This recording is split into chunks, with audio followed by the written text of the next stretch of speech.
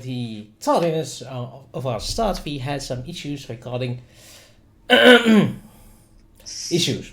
We shall not be speaking further of them, but instead we will give the floor to our esteemed director Carlos post-haste. Oh no.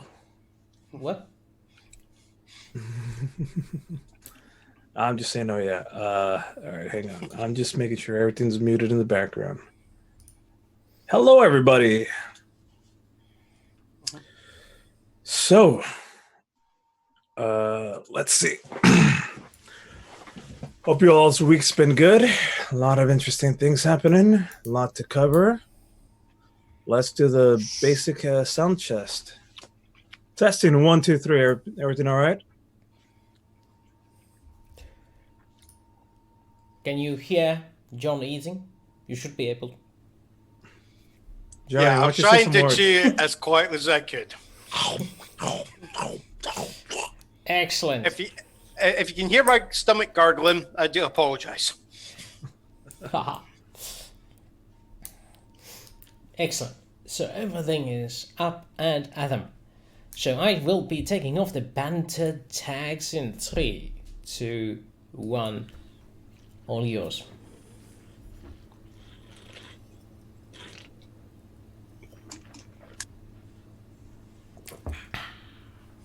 There we go.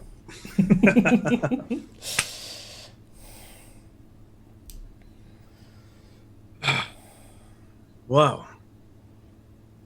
Hello, and welcome to Tabletop Theater, where me and my two friends start finishing out the story we've been telling for the last couple of weeks here. Arkhan the Cruel, visitor from another realm, dragonborn, has got him into the city of Iman and stolen a few relics in an attempt to liberate Tharuzdan and raise an army of the undead. The bell has been taken, Palor's sword, and now in the last-ditch confrontation, Fang and Jericho attempt to stop Arkhan the Cruel from taking McGuffin's egg. Save McGuffin, save the world. Except that in a bold attempt to infiltrate the magic castle where the wizards of Earth have been taking care of McGuffin's egg, an attempt to escape with it just before Arkhan the Cruel gets here. The egg breaks. Fade in. Everything's still nice and bright. As the scene fades in, your ears have that high squeak, that high pitched squeal of like a grenade going off for a flashbang, where you can't hear anything. Everything's all slightly and blurry and moving slowly. Jericho, your hand is just writhing in pain. It's red. There's red and blackened marks on your hand from where the spell did not work correctly. The camera zooms in slowly on the bottom portion of the egg. Everything else has been blown apart. The egg's little cup shell is remaining. As you approach closer, you can see clearly now. There, at the bottom, is a human baby.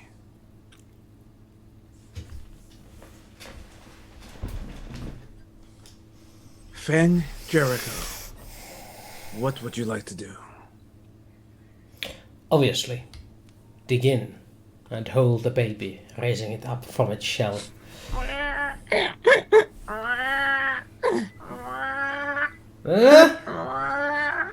I don't do children. Well, let's not bring that subject up. I think, Jacko, the baby's firmly your responsibility. Well, fine. Easy there, child. Roll me an why don't you roll me an animal handling check? Animal handling? Well, I don't think D&D, the right Wizards of the Coast, ever imagined there would be ever a baby handling skill roll needed ever. Well, I would have I thought don't know. it. Would you like roll me some sort of check? How would you like to calm him down? I An would assume athletic that roll. falls under persuasion of some sort. Roll it then. I'm not sure you ever met a baby 11. who stirred. As you lift him up and you're trying to shush him, stream of water hits you straight in the chest. As you hold them out, 4 or 5 seconds a stream. It's not much. Well, you have been without a release for a good long time. It's like Fang just pats Jericho on the shoulder and go, I think he Tell has me marked you. one of these wizards has prestidigitation. Tell me. As they're saying that, the wizards are all in awe, and they're all like dumbfounded. And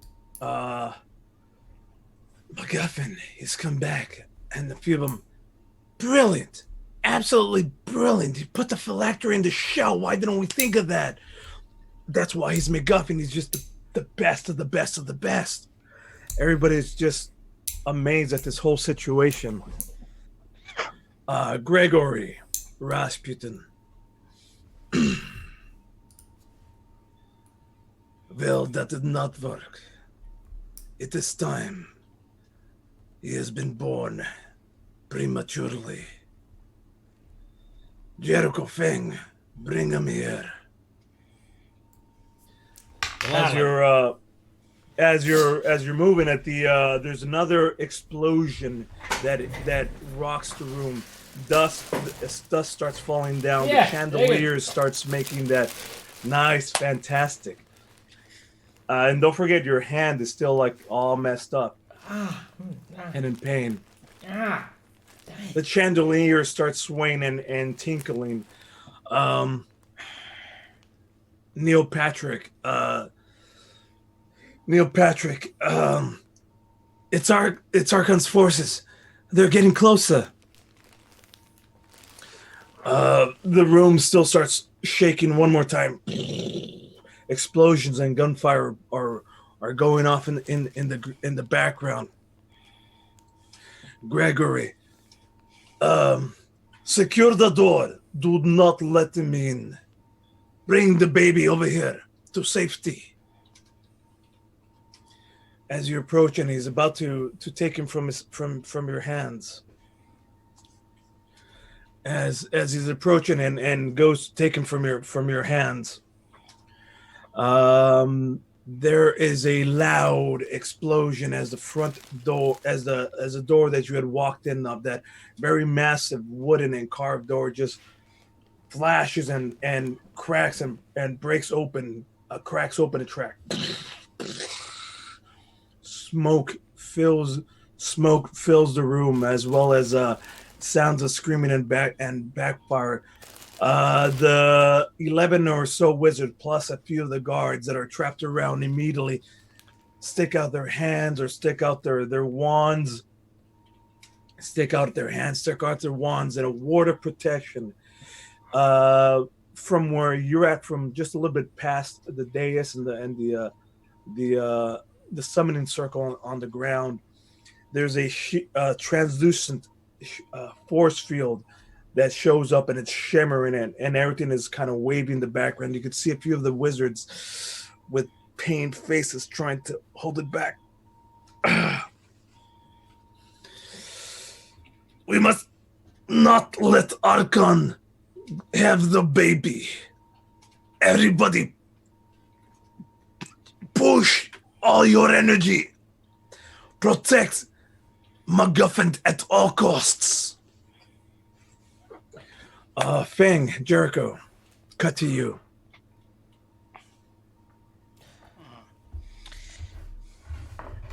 Despite all the pain, Jericho pulls out his sword, holding it in trembling hand. We must run. This doesn't look good. Dust trickling down as I'm saying that. Why don't you, is there anything, let's see, as you're backing up again, in front of you, there's like a force field kind of shimmering and appearing that all of the wizards are like putting an arm up. The dust clears out. The noise continues from where the door was burst open. There's a reddish backlight that's just flooding through, and in silhouetted form steps forward Arkhan the Cruel, being flanked by a few wizards as well as Carlos. Steps forward. Boom, boom, boom.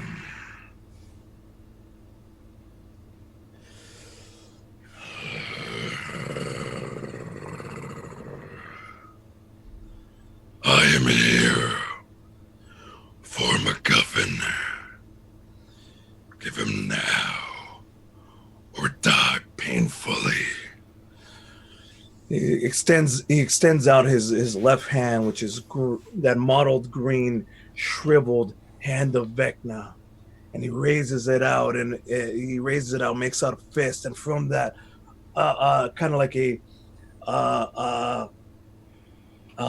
black ray tries to hits forward and hits the force field, and it just ripples in effect.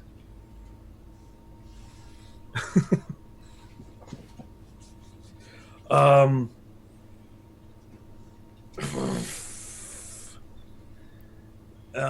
a response,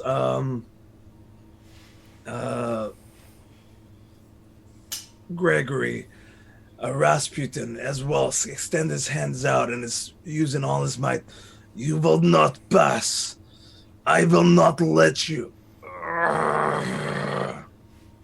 The force field needs a little bit of help. What would you guys like to do to help shore it up some? Is there... I know we were saying the doors have been burst open and they've got the force field up, but is there like...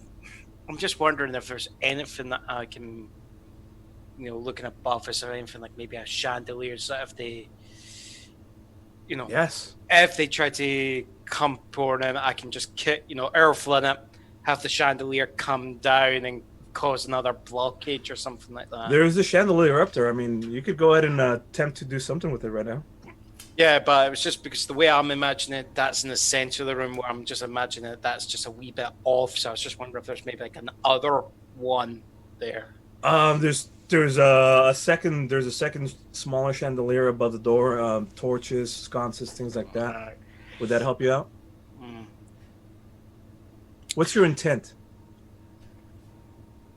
I think I said it when I said Errol Flynn. Okay. There. I'm basically going to set it up so that as that is going down, I am just going to have get that swinging. You jump up to the chandelier and start swinging. There's this point where the force field's here and it's going. And I just come in and just use the chandelier just to... I need a roll. That's a nice bit. Athletics, I'm assuming. Sure. Acrobatics sounds more like it. Or acrobatics, yeah. That is quite literally the movie Acrobatics you're talking. Yeah. Good point. Actually, to be fair, better argument, acrobatics. 22. Very nice. Yeah, you... As Arkhan is holding out his hand, you can see him motioning forward, and Carlos, hombres, mete para dentro. Get through. And you see from behind the door like a squad of 3 or 4 or 5, 6 people start rushing in with guns, start getting ready to set up, and start like almost blasting into just blasting into the force field. You can see like the bullets hitting or ricocheting, or you can see the splat. Cut to the camera scrolls up, and you jump onto the chandelier, start swaying it, swaying it, swaying it. You time it just right, and just at that moment, you do like this little chop, and the chandelier breaks at the top. It flies forward past the force shield and smacks into this group of gangbangers holding submachine guns, shotguns, pistols, and just scatters them along the ground.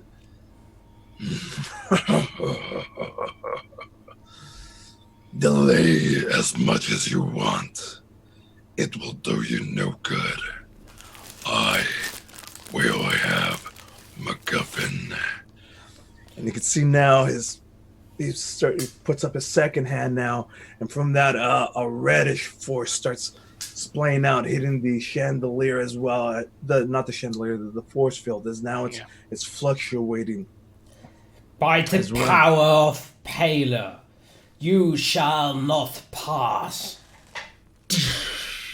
Striking the sword into the ground and kneeling next to it and channeling my divine might into assistance of the wizard's floor turning into yellow as it's being as the power courses out of the paladin and towards the wall. I'm expending my use of the channel divinity on this. Fantastic. As you splayed onto the ground is that little rolling thing, almost like a thunder wave spell, and it just rolls from underneath the force field. When it hits the force field, it kind of like does a flare up flash and continues past it. It seems to be like the light, the light and the rolling sensation passes through and hits as more of the soldiers, and Carlos is there at the door, and just knocks them all. Why don't you, let's see how good this strength effect has. Why don't you roll me a Charisma. Bowling check. What? A bowling check? Yeah, roll me a bowling check. Okay. Both them over, baby. Arcana or religion check. Well, Let's see how powerful this effect will go through. I would argue it's physics or arcana myself. It's but because the two force fields are the two like forces are making like a tug of war. Arcana type check this effect. is 15 or 15, not bad. All right. As that like the force field pushes forward a little bit as well, and the wave pattern underneath tears up the ground and does like that wave, which temporarily knocks Carlos on his feet, as well as the other couple of gangbangers. They're all now, everyone's laid there. There's a chandelier on the floor, broken into multiple pieces. And there's cars on the ground. There's Arkhan the Cruel holding up both of his hands. Once that your wave hits, he blocks it.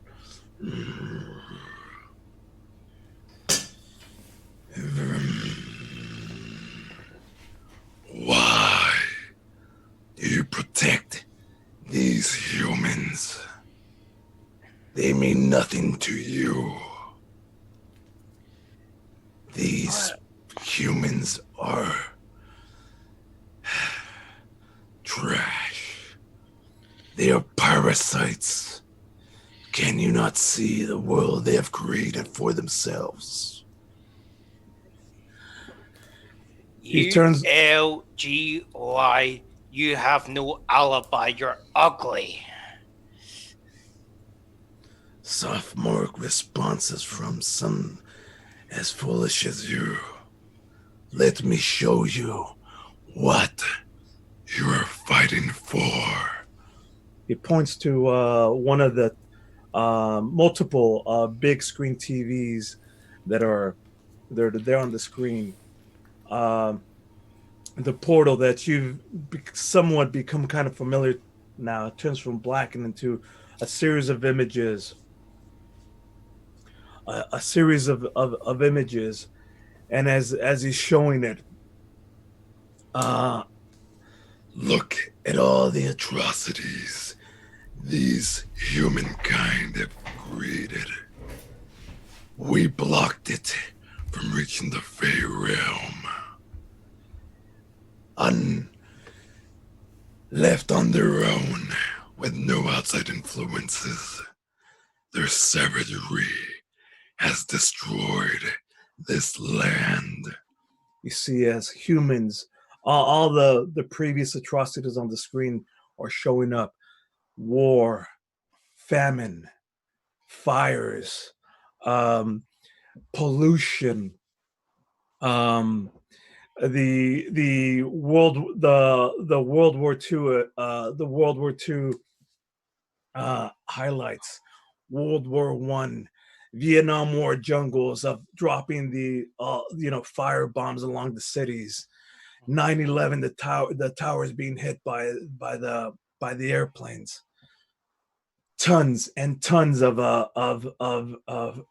race rights all over the world.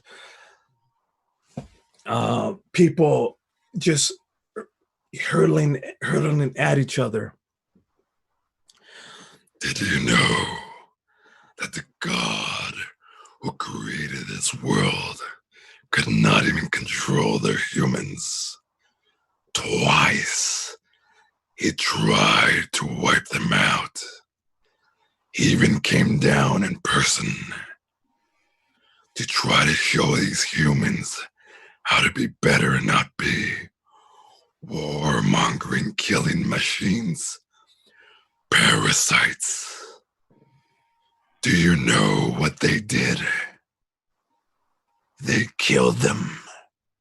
And now, in this godless world, left to their own devices, they are but only good for destroying themselves. I am just accelerating the time. No, you are exactly the same. The humans from your realm, from Iman, do you think they are any better than here?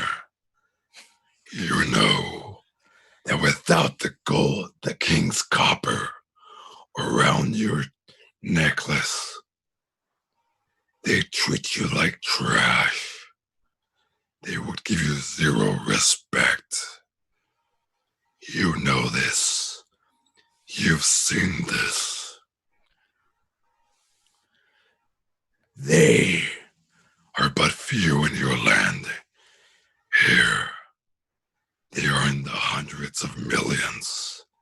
They are but insects, a plague upon this land, sucking at the marrow of the land, bleeding it, the blood of the earth dry. And to what? To power their failed machines and magics. Again, pollution. There's just a ton of on the TV. There's a ton of stock footage, factories blowing up smoke, dumping toxic liquid into the rivers and oceans. The Valdez boat crashing, and oil being spilled along the ground. The fires in Kuwait the fires of Kuwait in '98, where all the oil fields are just flames and flames and flames and flames. Stock footage of tanks just moving forward, rolling over things. Tiananmen Square, where the people try to rise up against it. These are the people they are trying to protect. It's just as the Tiananmen Square one comes up.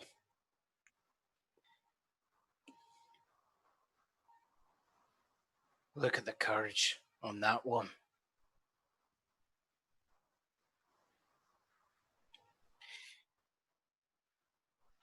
If they were just parasites, why would he still stand up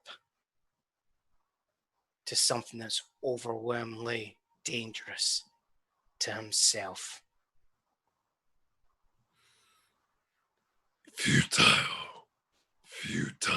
Futility of it all. And then as he's standing there, you could see the tank just like roll him over and just squish him, and it cuts out. Mm-hmm. That is what they're worth.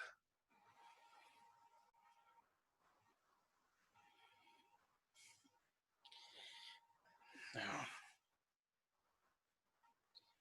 Yes. We are the better way. We will turn this land. We will stop the suffering. Forever. No pain. No death. Only undeath.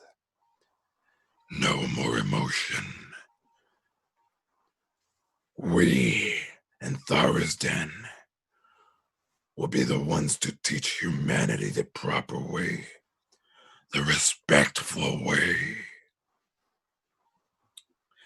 Those of you wizards, I will give you a chance now for the redemption.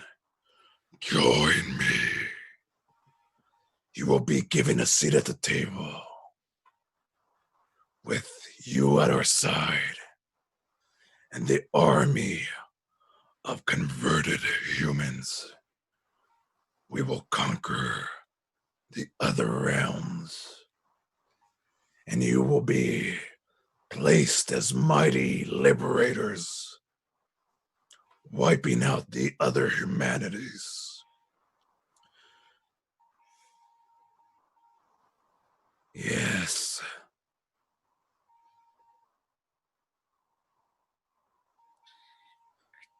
Jericho! Come. Join me. I will spare you and make you powerful lieutenants in my army. As he's saying that, you could see a few of their wands are starting to like push down, like lose strength. Otherwise, you will die squashed like the tanks did against that man who stood up against overwhelming force. I am a servant of Cord. I do not bow at the knee. Never will I bow at the knee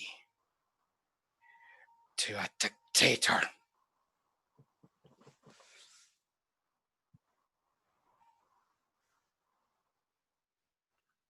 Baby still in hand?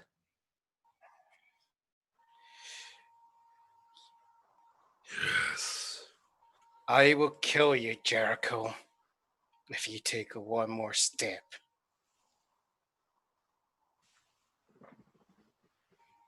Hand me McGuffin.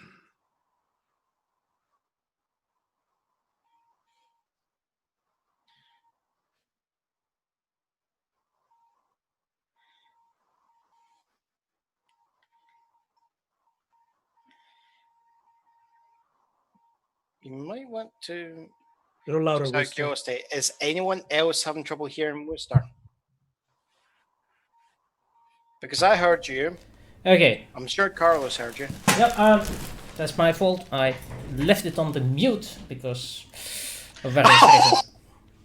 So all that was for nothing. So. Oh no! It was so good too. Brought it to the Oh mind. damn it! That was so Did good. you write that down? What he said? No. It's all right. He steps closer. He steps closer to the barrier, turning to look towards Feng. Don't you see? This is the only way. The only way we can save the ones we love. Otherwise all will die. And after the humans are dead, Who do you think is next? Do you think the elves will be spared? Or the orcs? Or even the half-orcs? Because we have never found a place. We've had to make a home for ourselves despite everyone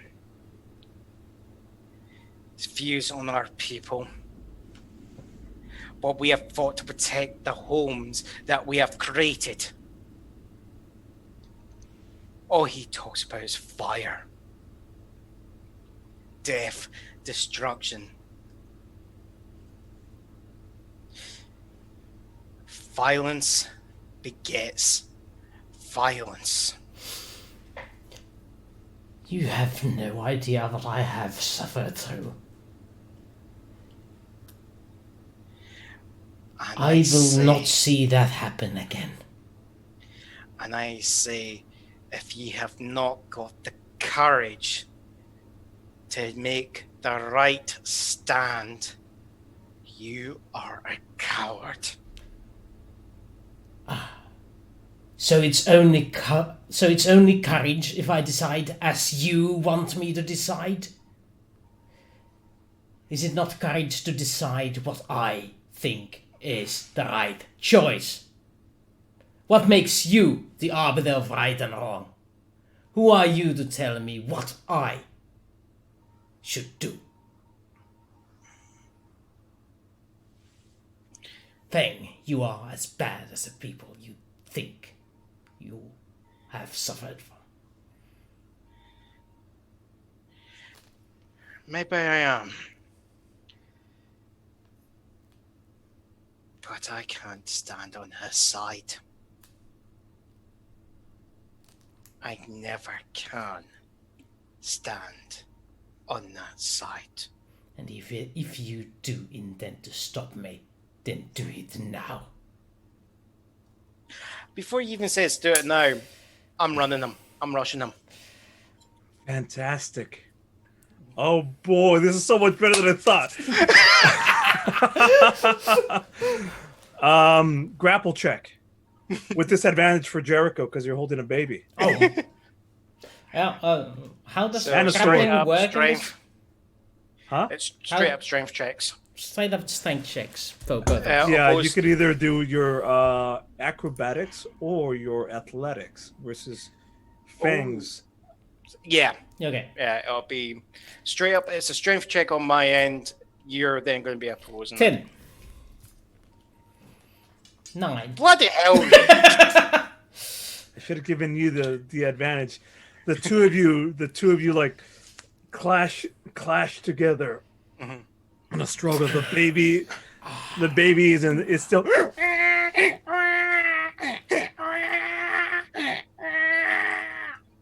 You just see me just bringing my face in. It's like, listen to the child. The child.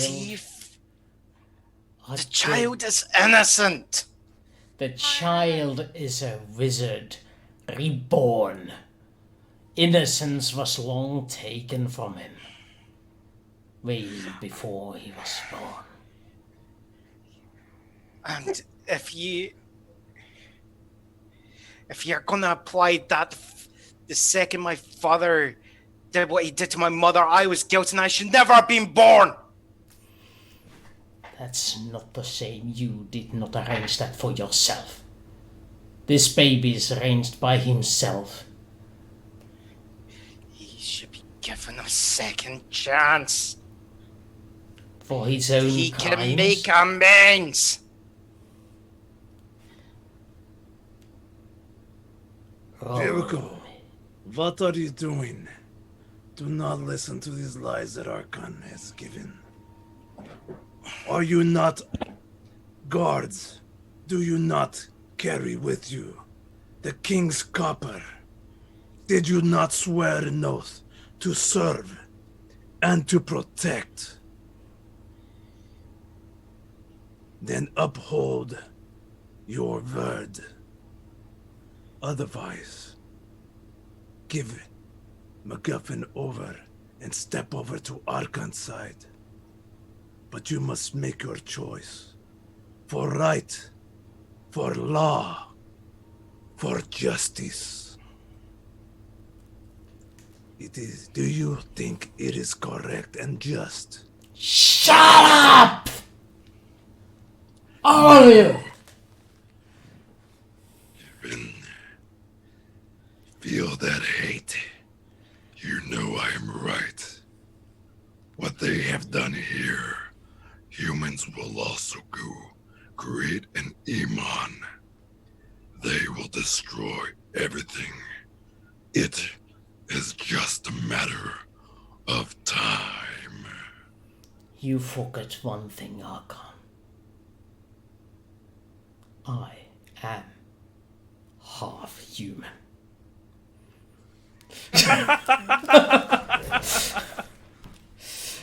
And that's when he turns.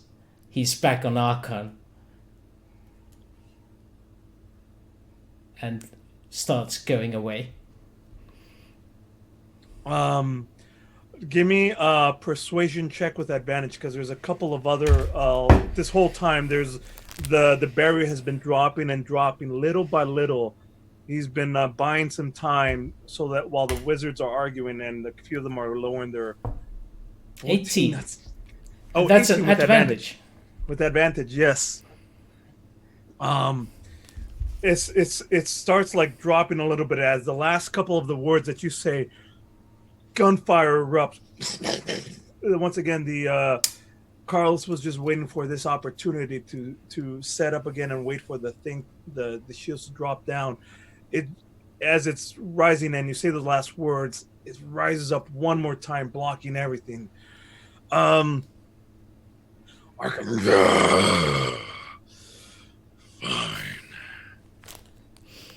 You're too well protected here, then. I see you are only delaying the inevitable. Well then, if you care for these humans so much,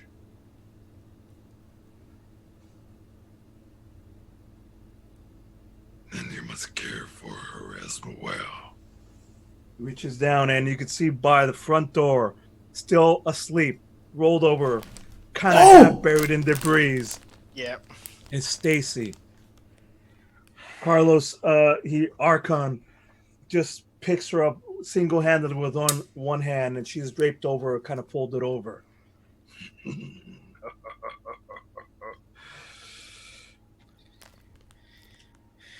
In that case, if you want her back, you will bring McGuffin to the Sorcerer's Stone.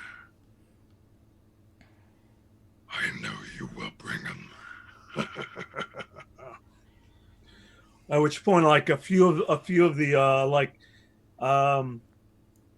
Neil Patrick wizard holds down his wand. No, wait, take me instead, and he walks past the force field. I'll go with you. Just don't hurt her, please. I won't be fooled by you. You had your chance. He extends his finger out, his bony, greenish, withered hands. Patrick, Neil, reaches do out, not. points, and a blackened ray comes out. A spell that you recognize as Finger of Death. Oh no! Hits him straight across the chest, in a slashing form. From here onward, creates like a gap of black and utter goo where wherever it touches his body, instantly decays, like 150 years worth. He's got a slash line where it's just black and exposed, rotted flesh and chest as he lays on the ground. And lands face first, face first on the ground, unmoving and still twitching and gasping for air. The Sorcerer's Stone. Meet me there. If you have the courage. Portal steps through with Stacy, Carlos as well, leaving a few of the soldiers. Green light finally disappears, leaving you all there alone. Force field. Neil Patrick Harris there, still turned over on the ground, unmoving. The only thing that the camera sees now is just his back exposed up in the air, and from underneath, little trails of smoke coming from the ground that he's laying on. He always liked that suit also. Sorry, I had to put in the Barney Stinson reference. His favorite suit. Immaculate suit. From the back to at least what is being exposed. I just have to Still say, I immaculate. have no idea what you're talking about. Neil Patrick Harris, ever heard of Doogie Howser? Doctor? Doogie Howser? Yeah, he was the child star in that. Doctor Sing-Along. Yes, Dr. that's Evil exactly Yeah, it. sing along, but Yeah, I know the actor, yes. yeah. Well, he was He's in got a the thing for wearing very nice. He's got a thing for wearing very, very nice suits. and Okay. it's heavily joked on in How I Met Your Mother. There's actually an entire musical sketch about whether or not, like, a girl that he's trying to hook up with is going, what is it? Is it me or the suits? And he does like a 5-minute sing along to it, which is funny as hell. Fair enough. The camera lingers in just a few seconds long on the body of Neil Patrick Harris. And then widens out to reveal the devastation in the room. The TV is still just blare. The television still up on the wall is now just static. Partly because there is a sword through it now. There's a few bodies of both wizards as well as a broken chandelier covering a few bodies of gangbangers, a few weapons strewn out, a submachine gun, and Uzi. The doors burst open. It's kind of holding on one of its latches as one of the leftmost doors almost on the ground. Oddly enough, from the second half of the room, it's almost immaculate from where the force field stood.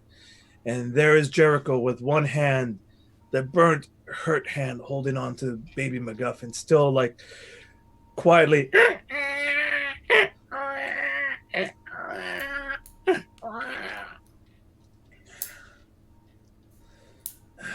I think I made the wrong choice. No, you have made the right choice.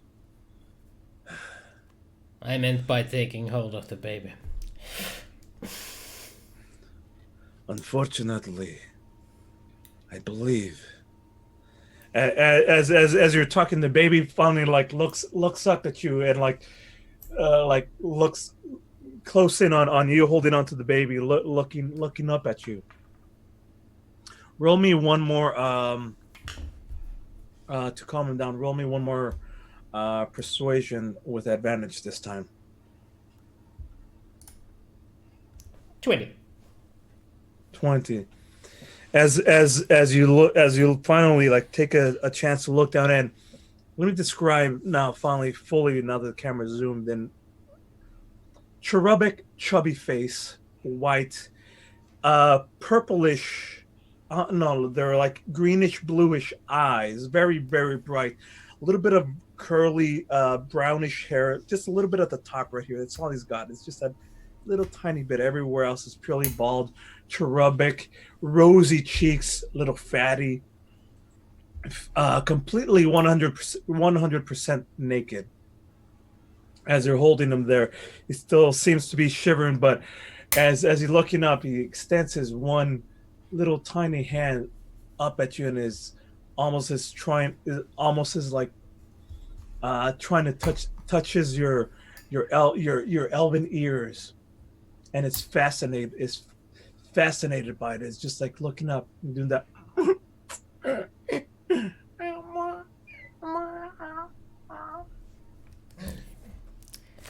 Please stop. That's awkward.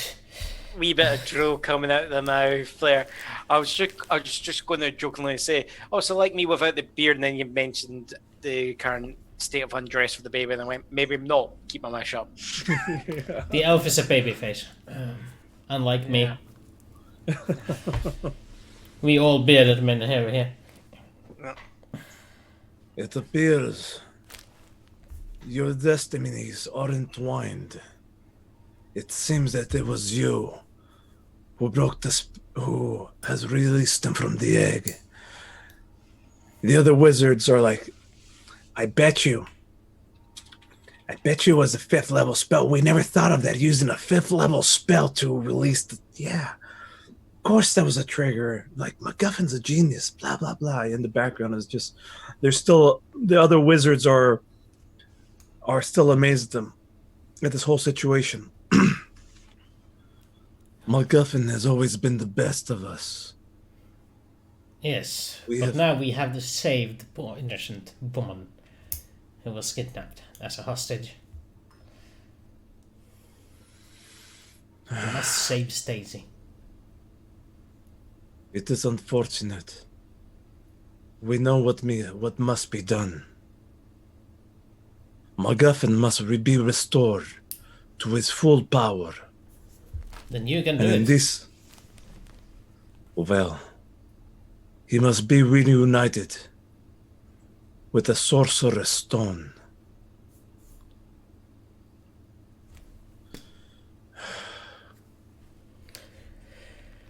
At which point, a few of the wizards are clearing up. Please. Somebody else comes in. Rasputin, the forces are leaving. I believe the area is secure for the moment. Good.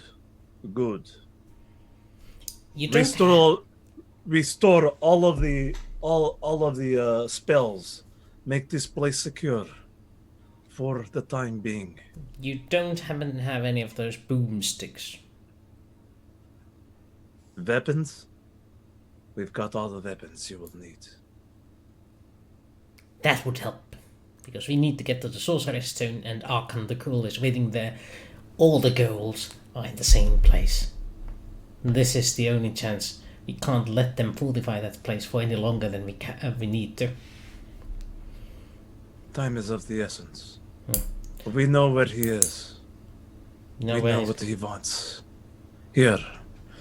There's another on this side as well. There's another big portal, 70-inch TV screen, flat mounted against this other wall. He points to it and appears as well. This time now, the Magic Kingdom, a place of ride.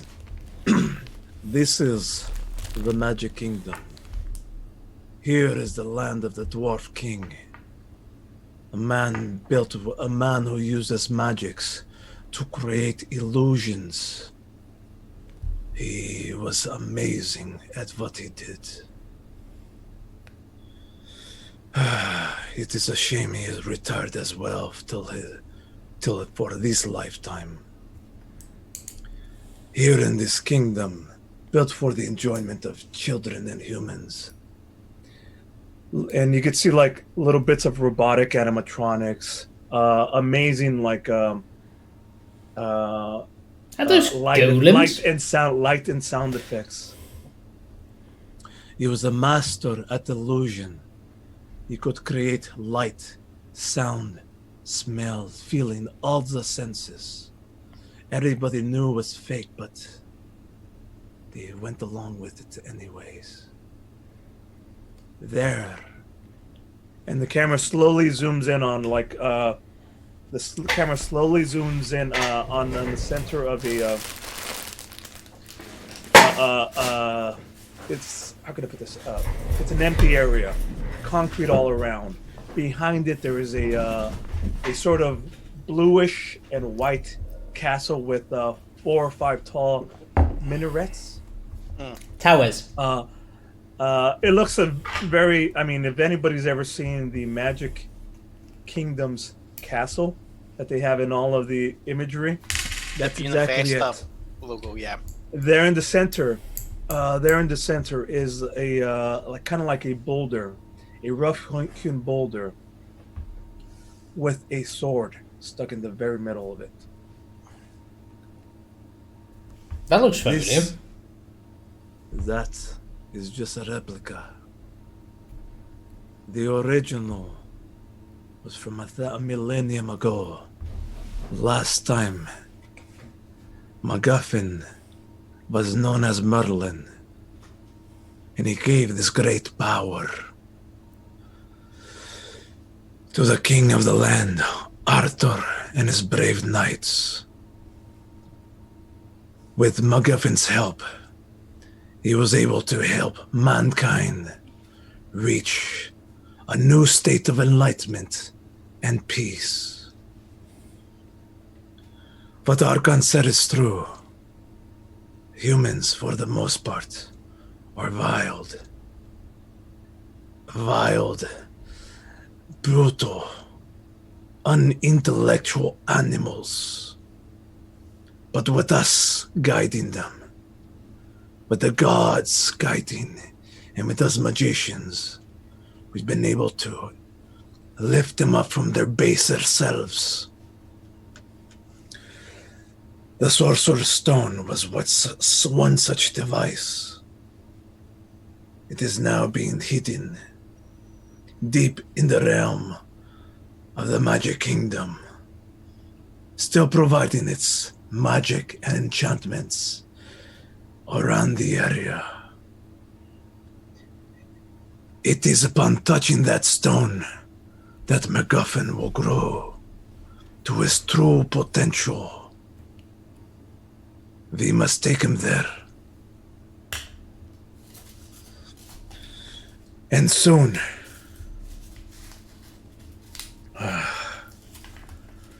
We must make preparations. I think, Jericho, that you are somehow linked to McGuffin now because of the spell being broken.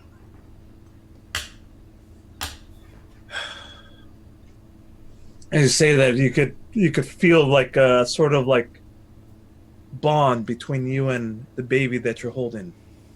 He has imprinted upon him. You have imprinted upon him.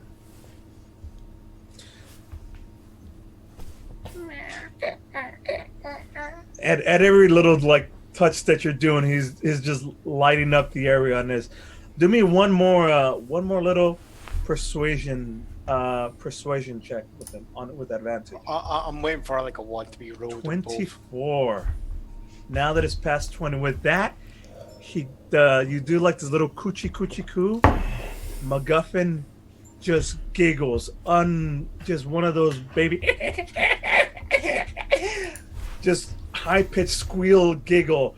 It gets so loud that all of a sudden, like the moonstones that are there on the corner illuminating lights start flaring, getting brighter and brighter and brighter. A few of light bulbs that are survived the area just pop, pop, pop, pop, pop. Oh.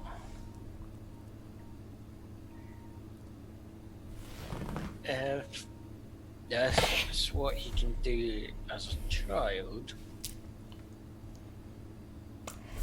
This child is an hour old, if that.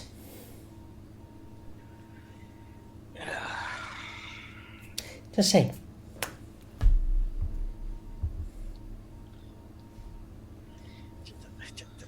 Don't poke the child down. Mine now.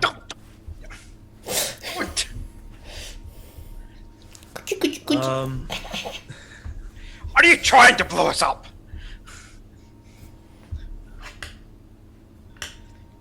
A few of them, the mages start clearing up the body of poor Neil Patrick Harris. A few of the other people start clearing up the area. Follow me this way. We will take you to your quarters. We will see about your hand and your wounds.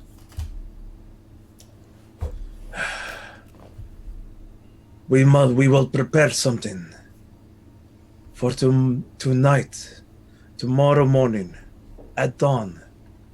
We attack. We move out. Summon all the allies you can muster. We have none to muster, so we have to count on you. We will grant.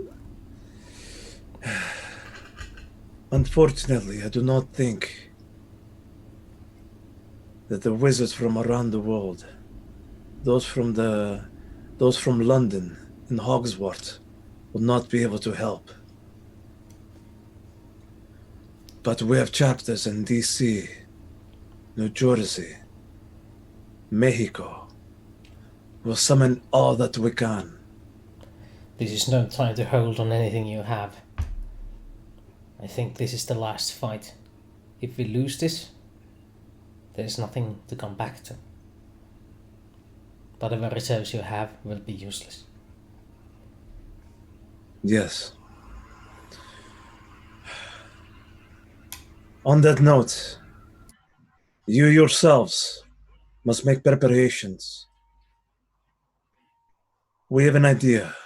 We will pull all our magics and funnel them into you. Give you one more fighting ability, and we will give you whatever boons we have.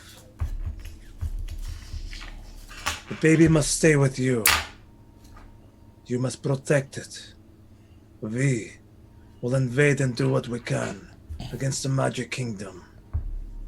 We know this area better than they know it. I think with your help we will succeed. We must succeed. Tell me, what do you need right now? What information can we give you?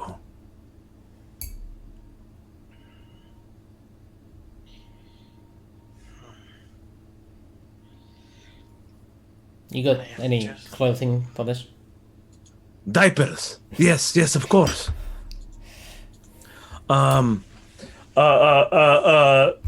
He snaps a thing, and a few female mages, a couple mages, come around, and they're already ready. They have swaths of soft, kind of reddish and gold, very Russian themed, baby wraps in blankets.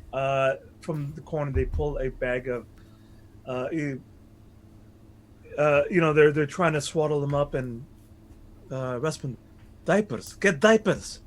Go get some Pampers. There must be stores still open. Go. Yeah, I think the women were for Rasputin, not for the baby folk scanner. Yeah. These are my ways. This is Monday, Tuesday, Wednesday, Friday. I haven't got a Thursday yet. Elizabeth, Jessica, and my man. Number 5. Yeah. And then those two were for Rasputin. You could tell almost like Rasputin is dressed in a lot of communist red and black motif with a little bit of gold around the filigree edges. Everything has either a deep communist red or a little bit of a dragon motif, as well as Chinese communist lore. It's very pervasive throughout the entire area. A lot of the Eastern magics. Would this be the opportunity where we take a few donuts and have a parade? Not quite yet. Not quite yet. He leads you up. Really close to him. He leads you up to a another experimental area. There's this area seems to be almost like a gym, except there's a treadmill, machinery. There's a computer banks lined everywhere. There's one of those Tesla style electrical arches things where balls of electricity go from this side to the other side. Zap, zap. And there's all these medical equipment machines. Please, come this way. We have methods in our motherland where we can increase the body and the mind and the spirit. Our new mages have been making major advances. A new mage in this time wearing nothing but white, long flowing robes, thick glasses, a little pocket square here with a protector. It's followed with 3 or 4 of the same style mages, all in pure white frocks or robes, almost like medical doctor's frocks. Come forward holding like uniform of sorts. Yeah, a test tube with a fluorescent greenish liquid that's still like burbling and gurgling.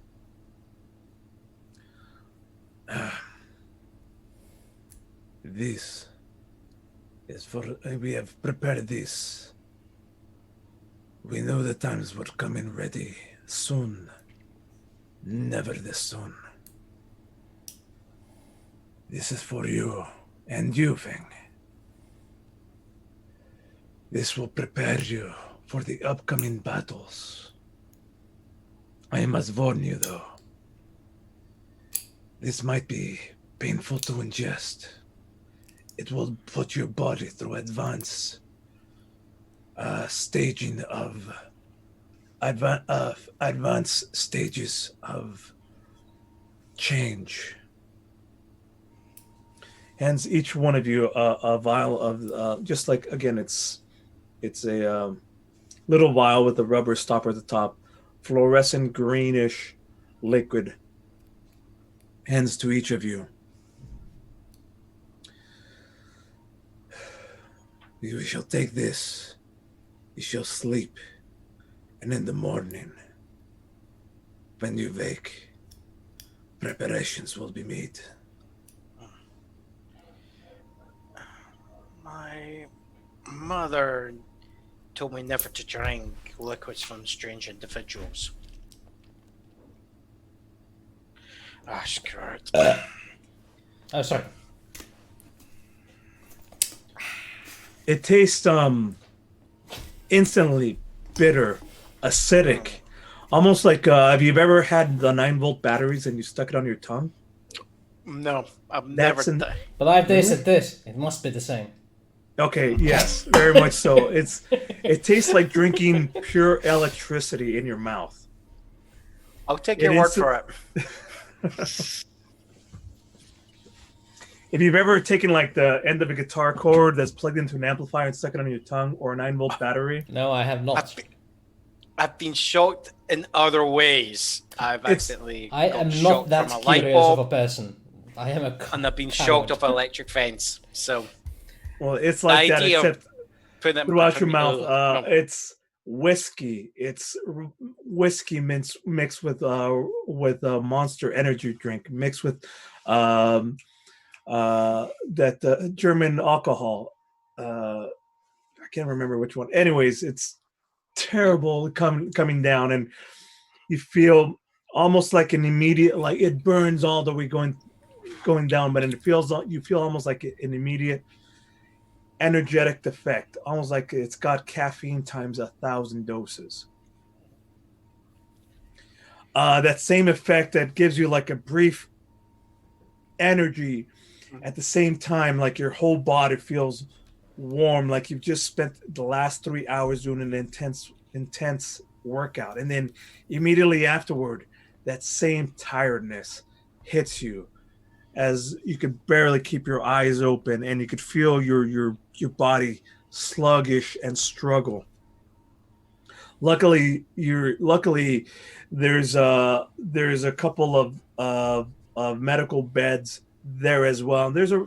More than a few beds, and there's it's almost like a medical treatment center here. Underneath 3, 4, 5 medical beds, there's a few mages being treated in the corners. You're laid down in one of these beds that has like that kind of props up a little bit so that you're half sitting, half laying down. A few of the mages in the white frocks start hooking up little things to you. There's machines there that start beeping and having little lines go through them. The last things that are going through your mind. What are the last couple things that are going through your mind before darkness takes you?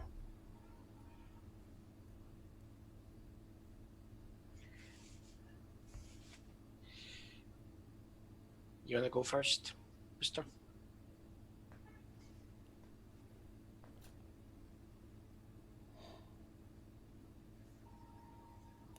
I almost betrayed half of my people to save the other half.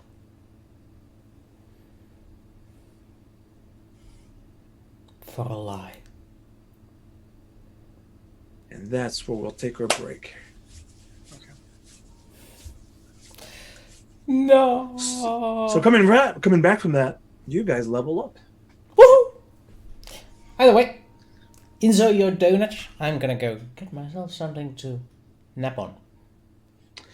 No thoughts from Frank. I thought that was a good spot to just break it, cut it. I'm like,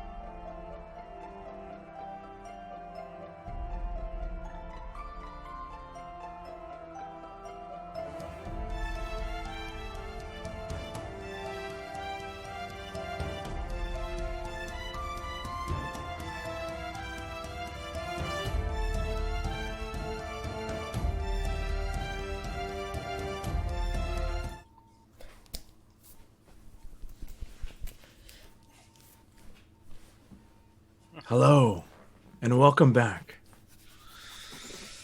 Well, I hope you all enjoyed your break, had your food and drinks and mugs, and watched the fabulously humankind launch another set of humans off of this world. SpaceX has just launched out. And at this moment, all of the advanced technology of humankind to this point has managed to once again, after 50 years, sent another human off in, well, maybe not 50 years. I mean, they've been sending people to the ISS. We do that all the time, no, but we're one step closer to going back to the moon. Yes. That's what. This is the first step towards it. Yeah, there's two people in there. I think their name was Doug and somebody. Doug and Bob, right? Bob, I Bob think. and Doug. Yeah. Well, hopefully there should be two people, not two corpses. There. We will see in about 3 hours. Yeah. Last time, I mean, we tested it out with the car, and it was like, all right, cool. Now we sent the car up into space. Let's see if we can send people up into space. I'm just waiting for like the day like Tesla and SpaceX get sued when that Tesla hits something. It's You think that car has insurance? Fool, you crazy. No. They're gonna get parking tickets. Wait, for sure they're going to have a whole bunch of speeding tickets. I mean, for sure. Surely it'd only be a parking ticket if it was in geostationary orbit. It was hovering over the same spot the entire time. And 100% driving on the wrong side of the Driving on the wrong side of the earth. Who pays it? Is it SpaceX or is it Elon Musk No, personally it's that Elon's pays? car, not SpaceX's car. So Yeah. Well, it was it's registered in his name. So It was. Yeah. So he's liable for the parking. So when that crashes, if that doesn't burn up, he's also done for littering and unsafe disposal. Not to mention reckless driving. And if it's got the batteries in it, and it'll- those get spread, oh god, the Environmental Protection Agency is not going to love him. He can Do afford you all those. do you know how many man-made objects come crashing back to Earth on a monthly basis, on a yearly basis? It's ridiculous. Yeah. But also, Elon Musk can afford those if they land in America. Well, if they land in Finland, ooh boy. Let's be honest. Most of these man-made objects land in the ocean. Yeah. Yeah. But we said if. There's a chance that they land in Finland. And all the tickets.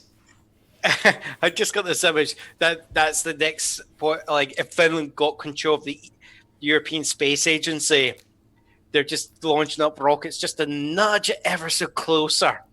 Landed in Finland, we need those money. Yeah. And I think we really need to get into the game and stop joking about Send Tesla's the in space. rocket to Nordge. Anyways, coming back into this. Darkness. Your luckily your mind protects you from a lot of the trauma as your body is put through an accelerated state of advancement, leveling you up to what level are you guys up to now? 7. Level 7.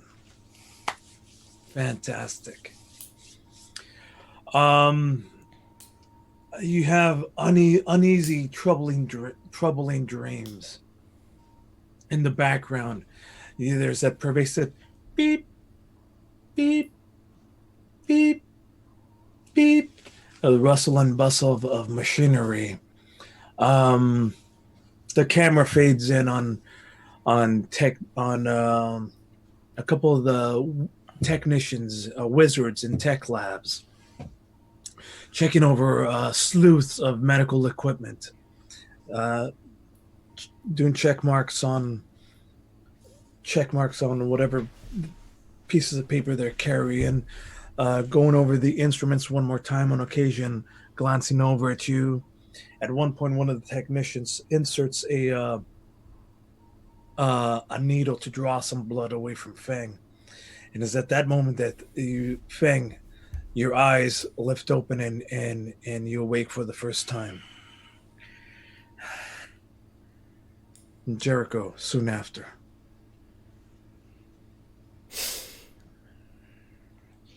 No. Calm down. You're awake. Everything is good. How are you feeling?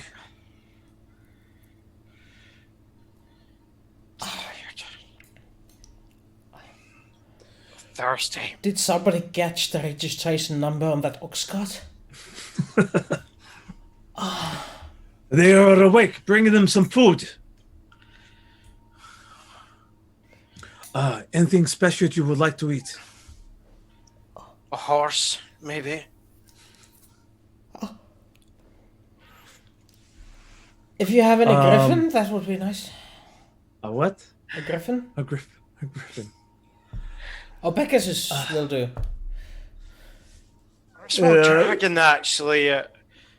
White is quite nice if it's stewed properly. God, dragon. Only orc can digest that. It's a predator. You're still in the bed. There's the blankets are tucked up against to your belly. Somebody brings over one of those folding trays, sets it up on you, and there is a one of these filled with a brown liquid protein drink and mixed with coffee. There is like 8 or 6 stacks of buttered bread. There's oatmeal. There's tons and tons of like there's somebody brings over they're bringing over like buffet style like trays is just nothing but scrambled eggs. Enough scrambled eggs to feed a Marriott hotel.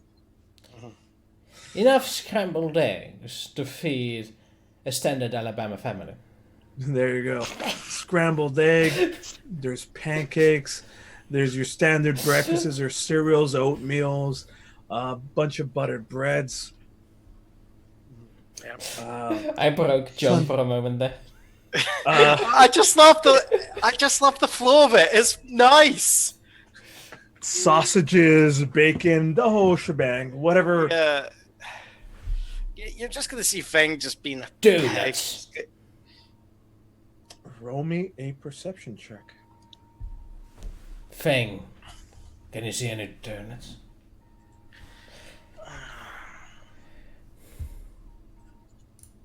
$15.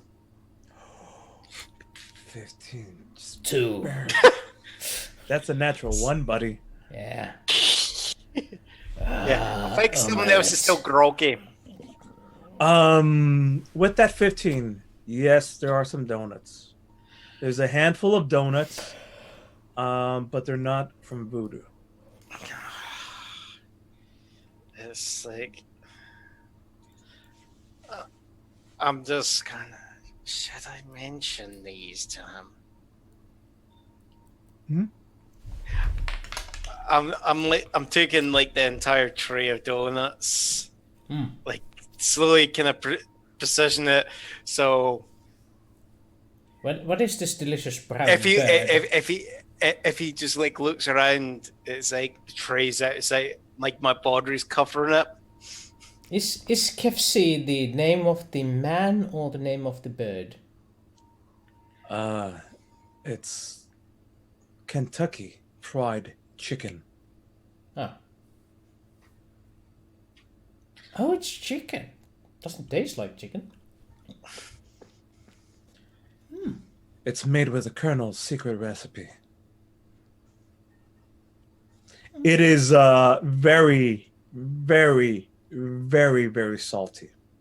But also, it's almost every food that you've tasted here is a flavor explosion. You're used to, I mean, the amount of ingredients and spices and salt, fat, butter, sugar, whatever inflames the taste buds. This not only has twice, 3, 5 times the amount that you're normally used to. Yeah, It's our almost a calorie bit- intake is just like poof. Yeah, I mean, one donut is 800 calories. 2,000 calories is the minimum human daily. You guys might go off of 3,500 because of your very active lifestyles and your physiology. Fang takes about 4,000 to 5,000 calories. This is like 10 times the amount of calories in just a few matter of sittings that you're used to. The caloric density is just packed. This food is just, and as you're eating it, you quickly regain most of your energy. Now you're carved up. This is good. Yeah, you're basically seeing Fang is just like he's got a bowl of oatmeal. He's pouring scrambled eggs into it. He's got a couple of sausages poked into it. He's then getting a pancake. He's dipping that in, skipping it up, biting that. When he's making sure that Jericho's not looking, he's then dipping the donut into the mix. Into the pancake. And there's just like there's an actual cup of pancake. Of maple syrup that you could just like pour, and you don't know. You're just like, oh no! I've literally went, oh that's sweet, and I've just poured that all over the mix. I've then got the rashers of bacon into that. There, I'm thinking, what's that? How uncivilized. Bottle of Heinz ketchup. Oh, that's nice. Bacon and maple syrup. Oh, that's why Voodoo Donuts has a bacon maple donut. And then I'm then pouring the tomato sauce into the mix. Yeah, I think this is enough food porn. We might be around. I'm just wasting time letting you guys have some fun. I'm just thinking, what would be like the episode where, like, if you were to see this on Man vs. Food, where you actually go, you know what? Yeah, pass. Yeah, next adventure is gonna be the Cooking Wars, hosted by. what was that guy's name? In the corn. Yeah. Rasputin walks in. The doors open and Rasputin walks in again. Reddish, red rose with a black and gold motif everywhere. Gentlemen, you have awakened. Good. In the corner is McGuffin, baby form, still in a little bassinet. There is a few scientists oohing and awing and poking and prodding. He's got cables hooked up to him. He's being monitored by machine. Right now, the camera zooms in on him, resting peacefully. Gentlemen, it is good you have woken. We have made many preparations. Get dressed. We have much to speak about. Oh, and Fang, your old clothes. It was too battered and messed up. Here, we have brought you something new.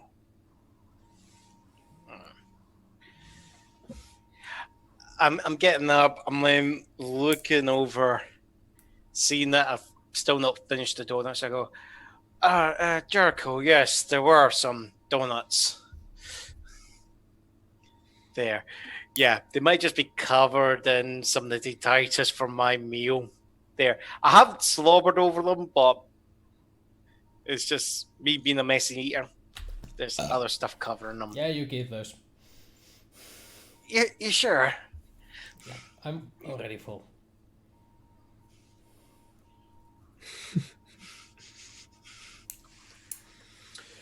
So, there's you guys can take your time to get up, get ready, get clothed up. Feng, you've been brought a new set of clothes. It's almost like a superhero costume. It's elastic. It's made out of spandex and breathable material. It has the words Under Armour written all over it. Literally. Yeah, literally. The word U, like a U and a U, Under Armour, their symbology. Not Nike. No, let's make it Nike. It's got to be Nike, right? Of course it's got to be Nike. Just do it. All right. Just There's a swoosh everywhere, all over you. Nike, if you're, again, 11 Beaverton, your plant's just down the street. Send me all of your goodies.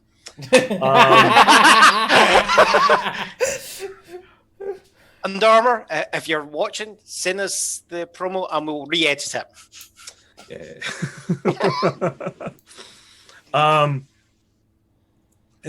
This clothing is for you a monk of weird sizes. It fits very nicely, keeps you warm, dry. It's slick. This material is made from very special things. It will grant you protection. It will protect you from bumps, bruises, spells, as well as, and with it here, it brings over like a almost how Stacy was wearing a bulletproof vest, big blocky. This is a slimmed down version of that. It's actually more of a flak jacket. It's what you would find that quarterbacks wear underneath their football armor.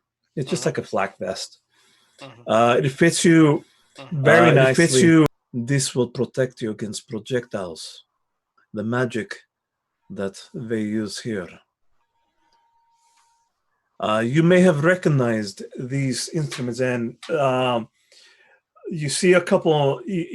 Rasputin reaches out, grabs from one of the guards a standard, like a shotgun. You may have seen these instruments before. We call them guns. They are a new type of magic that we humans have developed over millennia. This will protect you against that.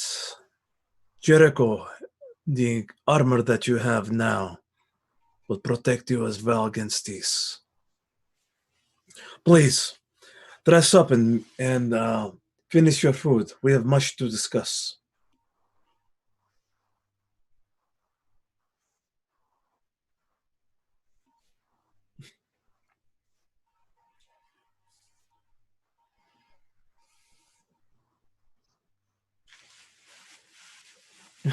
Gotcha.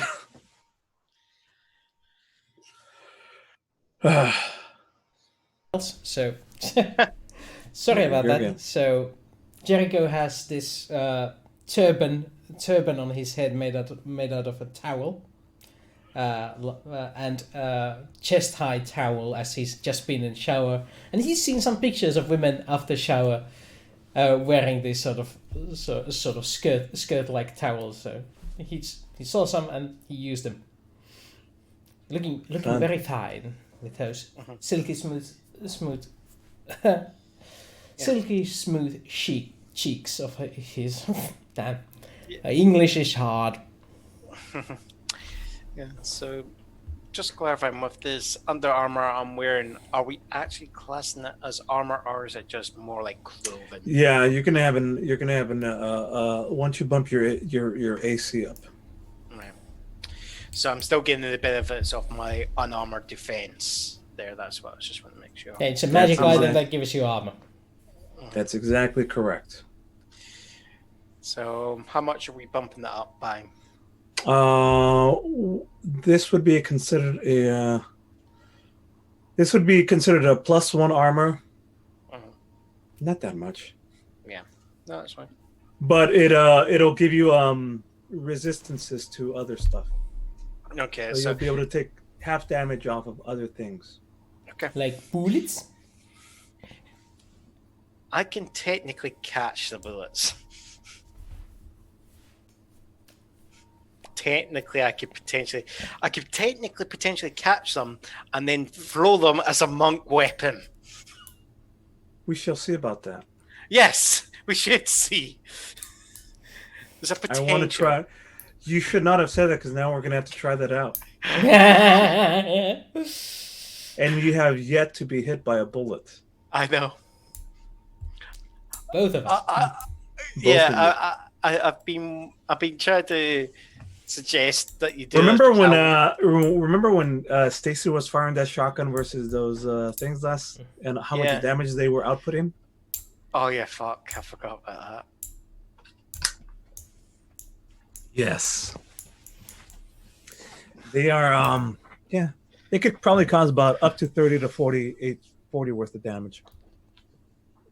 So I might not be able to grab one. If I need you to roll a wee bit lower than that, but if I can negate it to 0 damage, I can catch it. Yes. Okay. Cut to you walking in, putting the last little bits of tightening on your clothing as you're walking into it's almost like that same stage that you had walked by before that's made for all the muggles. Seating, kind of kitschy style stage. The seats, a lot of the seats have been overturned. There's still signs of struggle from last night's invasion. A lot of it has been cleaned up. The stage curtains open up to reveal a silver screen. A silver screen, a projector on the other side of the room is playing forward. Up on the stage is Rasputin. Both of you walk in. You find in the stadiums, in the seats for the auditorium, there's a good probably fit at about 40 to 50 people. It's about more than halfway filled up. There's different wizards sitting down, a couple of armed guards. You two find a space in, you two are pointed to a space in the front where you could sit. Good, you have made it. And to all the audience who are wondering, yes, Jericho did change out of the towels before this. And put on his regular uniform. Of course. Yeah, they're not expected to be out there in the towel. No, he's just manscaping it in front of everyone. A little bit of thigh hair over there. That needs to be taken care of.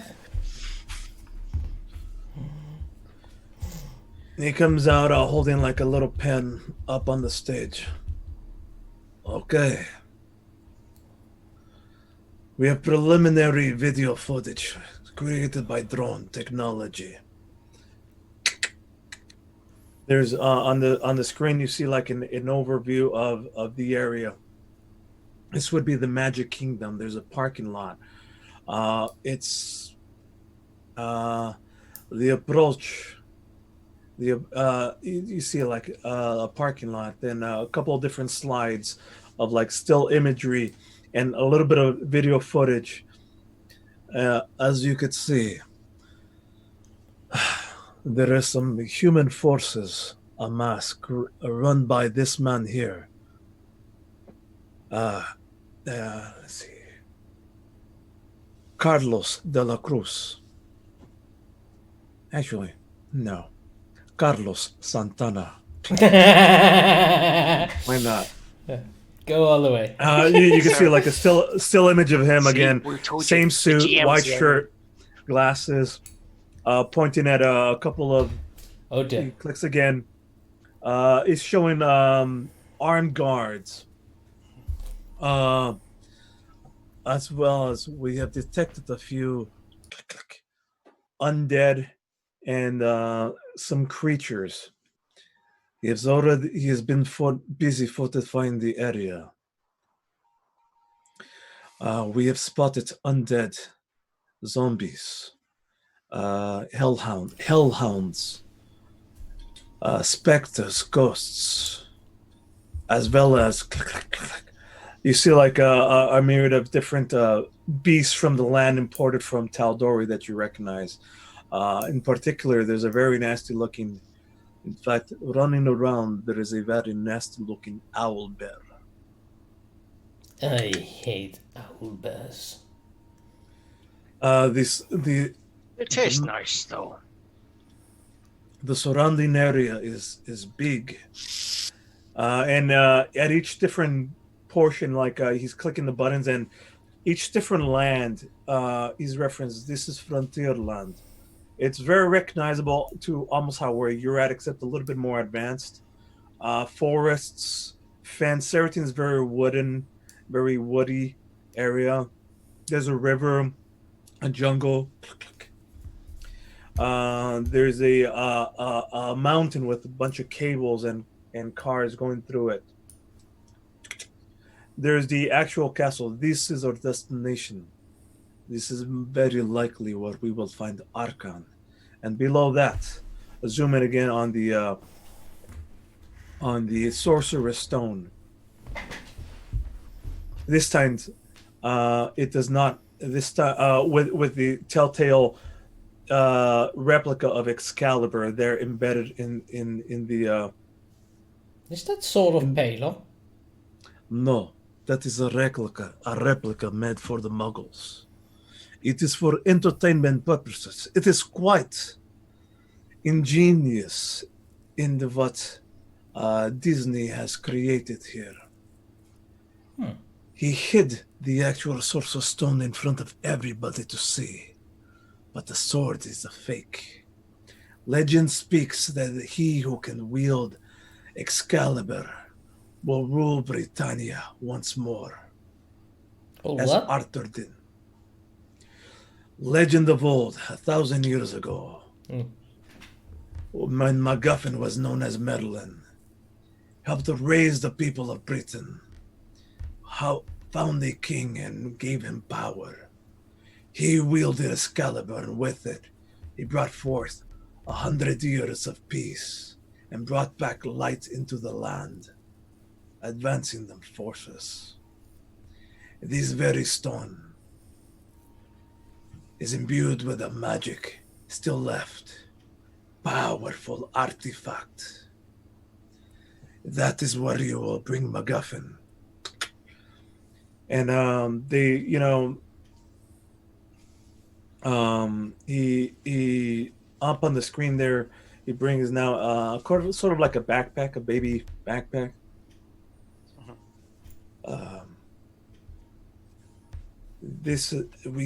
You will use this for transportation. To get to it, you must pass through Tomorrowland. Tomorrowland is everything there is alien. It's a lot of white, beautiful architecture.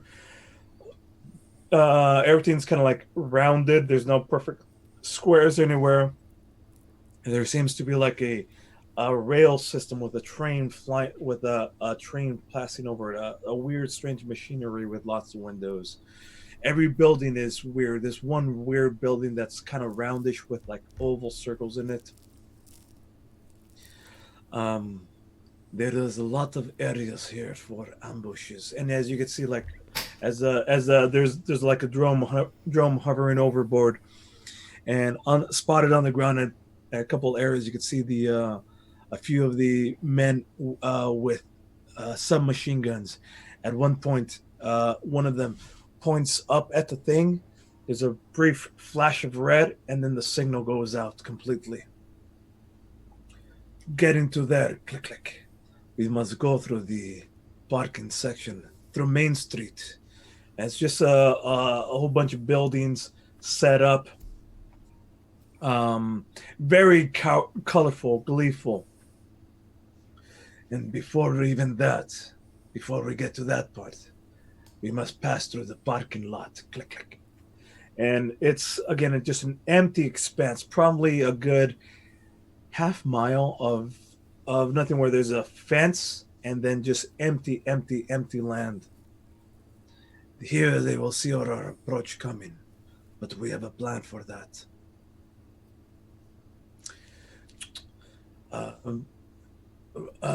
reinforcements and recruits on their way.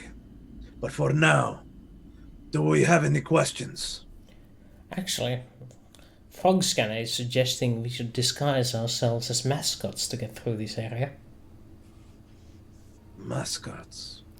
You know, good work, Wizard Frog Scanner. Good work, frogs. Good work, froggy. Click, click. And he shows that there's a there seems to be like a giant duck. What looks to be a weird dog or donkey. Why is it wearing a shirt but not pants? This is for the kids. They think it is funny. And besides, Pantslessness is funny.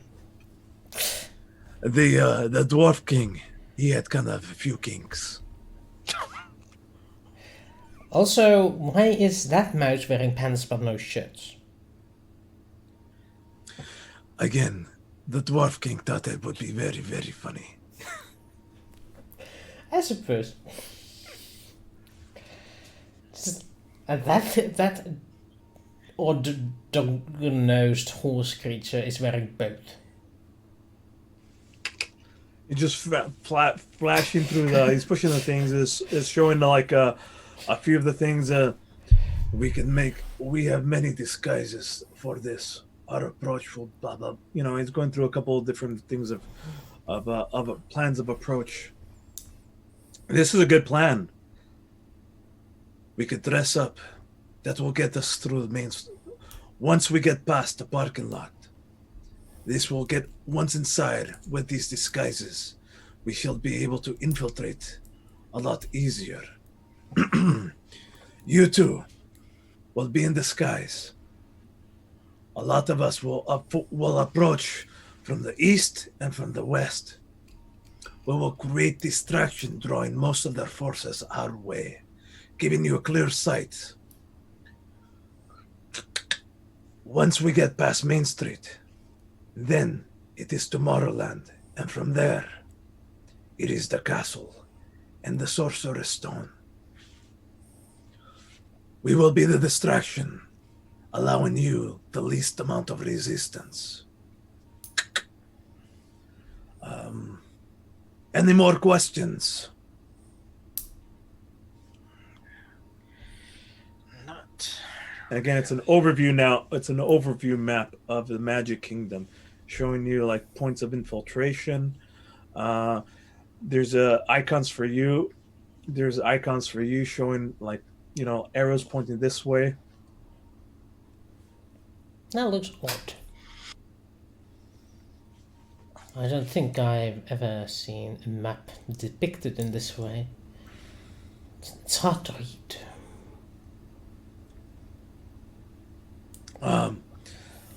And speaking of which, And again, the maps there.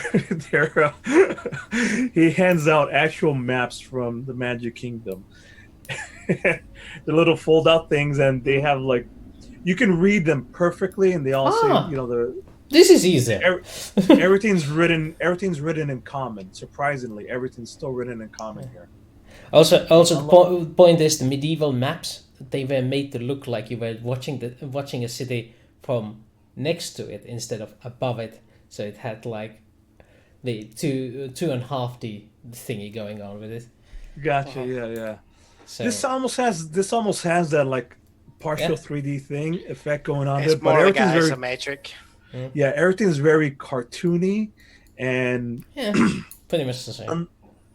Is the land that we're going to that brazen in color? yeah. That's a salt on the eyes. I don't know. It looks kind of nice, like a fair. Yeah, You know, but remember the last it. fair I was at? Is that the one where you got tarred and feathered? No, the other one. the one with the Dunkin' booth. Oh, that one. Yep. Mm. We shall not speak of it again. Mm.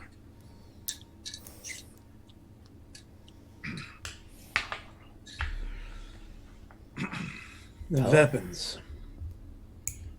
And let's see. We will have Alpha Squad infiltrate from the west. The Mage Squad Bravo in from the east. You will approach from the south, straight through, flanked with some of our best guards. And at each point, he's like shuffling through all showing, giving commands to almost everybody. Again, it is imperative that Jericho and Fang are able to reach the Sorcerer Stone. That is our mission. Your mission is to get McGuffin to the stone, lay his hands on it. Only then will his power be restored. And as he's saying that, boom, there's like a loud ring echo out, and a lot of the lights start kind of like flickering. The ring sounds like a giant bell has been hit once. Boom. What was that? It is Arkhan. He has rung the bell. It has begun. I think that tolls for us. With that, he clicks the thing. He drops a little clicker, makes a little wave, and the screen, the silver screen, shifts slightly and cuts into like live footage of a newscast. It's not live news because it's kind of like a outside more. It's video casts of video footage throughout the city. Click, click, click, and from there, zombies are starting to rise in the streets. It is the day of the undead. He is rising them. Froggy, as it stands now, how many are the infected? Sir, there's over 500 million. I mean, there's over 500,000 already worldwide. Damn, this is plan. He is raising the infected already. It has begun. We are out of time. We must go, and go now. Quickly. Get to the vehicles. Preparations. Now. We must go now. Cut to you guys. Any last questions or things that you want to do before we advance? I'm just hearing I'm imagining as we're moving, there's just someone shouting out, "Get to the chopper!" Don't I get any nice new toys? He got one. You got one that's necessary. You're not yet. You don't get any nice new toys yet. No. Oh, Well, besides, I mean, they hand you like a shotgun if you want it. I don't know how to use it. Yeah. Well, I do suppose I got the plot armor on me. I'm now the chosen one. You're just going to hold the baby up as a shield. How could you? I don't know that you understand this. You're not plot armor. You're the bait. Everything is going after you. I do. And as a paladin, that's my job.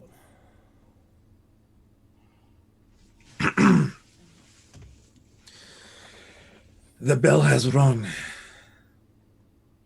In the ancient times, that bell, we used it to summon and enforce throughout the entire land. It was meant to open up the gateways from our realm to Taldore.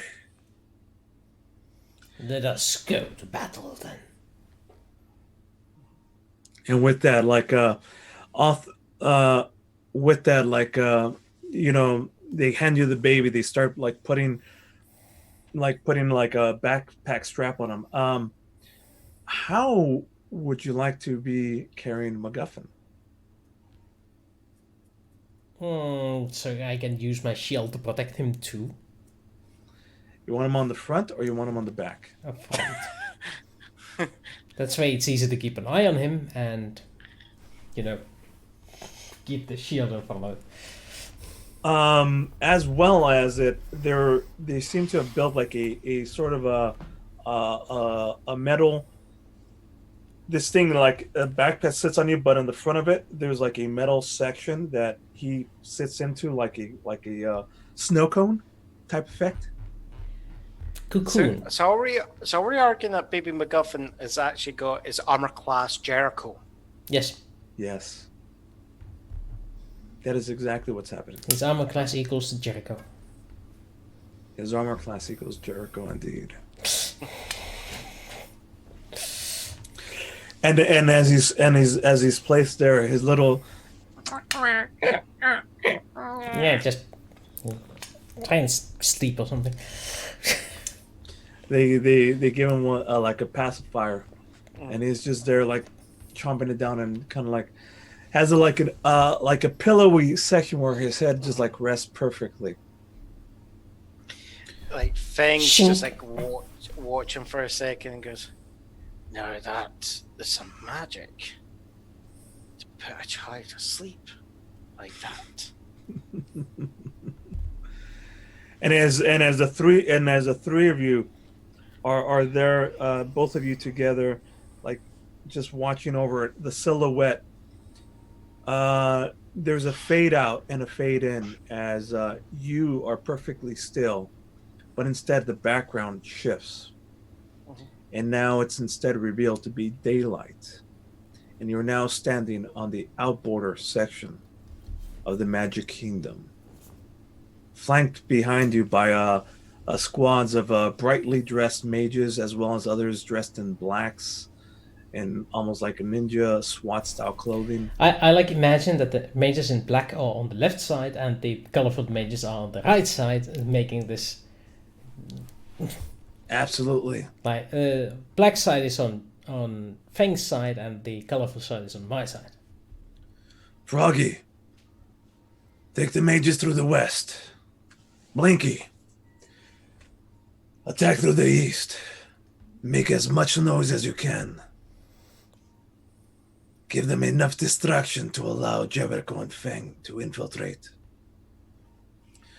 You two, you three, go with them. Give them some extra protection. Let's go find these outfits. Go.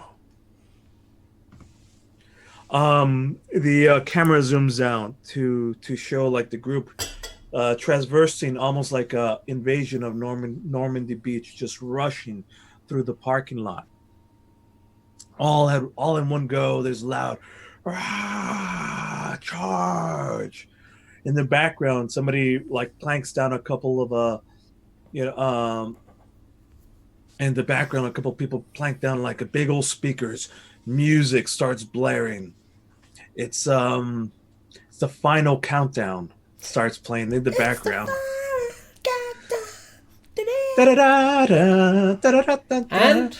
And on the other side they start playing dun dun dun dun dun dun dun dun. Another one bites the dust. And then the machine guns begin to roar. Absolutely. And tied to the dun dun dun. As you're passing, as like there's an Overwatch overhead view as like everybody's rushing across the parking lot. Explosions, brightly colored reds and greens and oranges and yellows, tracer fire back and forth. A few of them slow down and start firing back. A few of them pull out their wands and start going back. The camera zooms in on you two, advancing forward. we're going to do a skill challenge. Hmm. The DC is 13. We need 5. We need 5 total to get through to the entire section that we're at. We're going to start off by going through the main parking lot. Empty, flat expanse with very little cover. There's a few cars and a few bits of cover, and on occasion, wherever there's like an explosion, there might be a divot that you could go into. But what skill would you like to use to advance to the front where the ticketing center is at, entering into the Magic Kingdom? Well, the first instinct is always the right instinct. And that is for Jericho to just keep on going. Just faster, stronger, leaping higher, jumping over obstacles and going as fast as he can. Athletics. Athletics indeed. Roll it.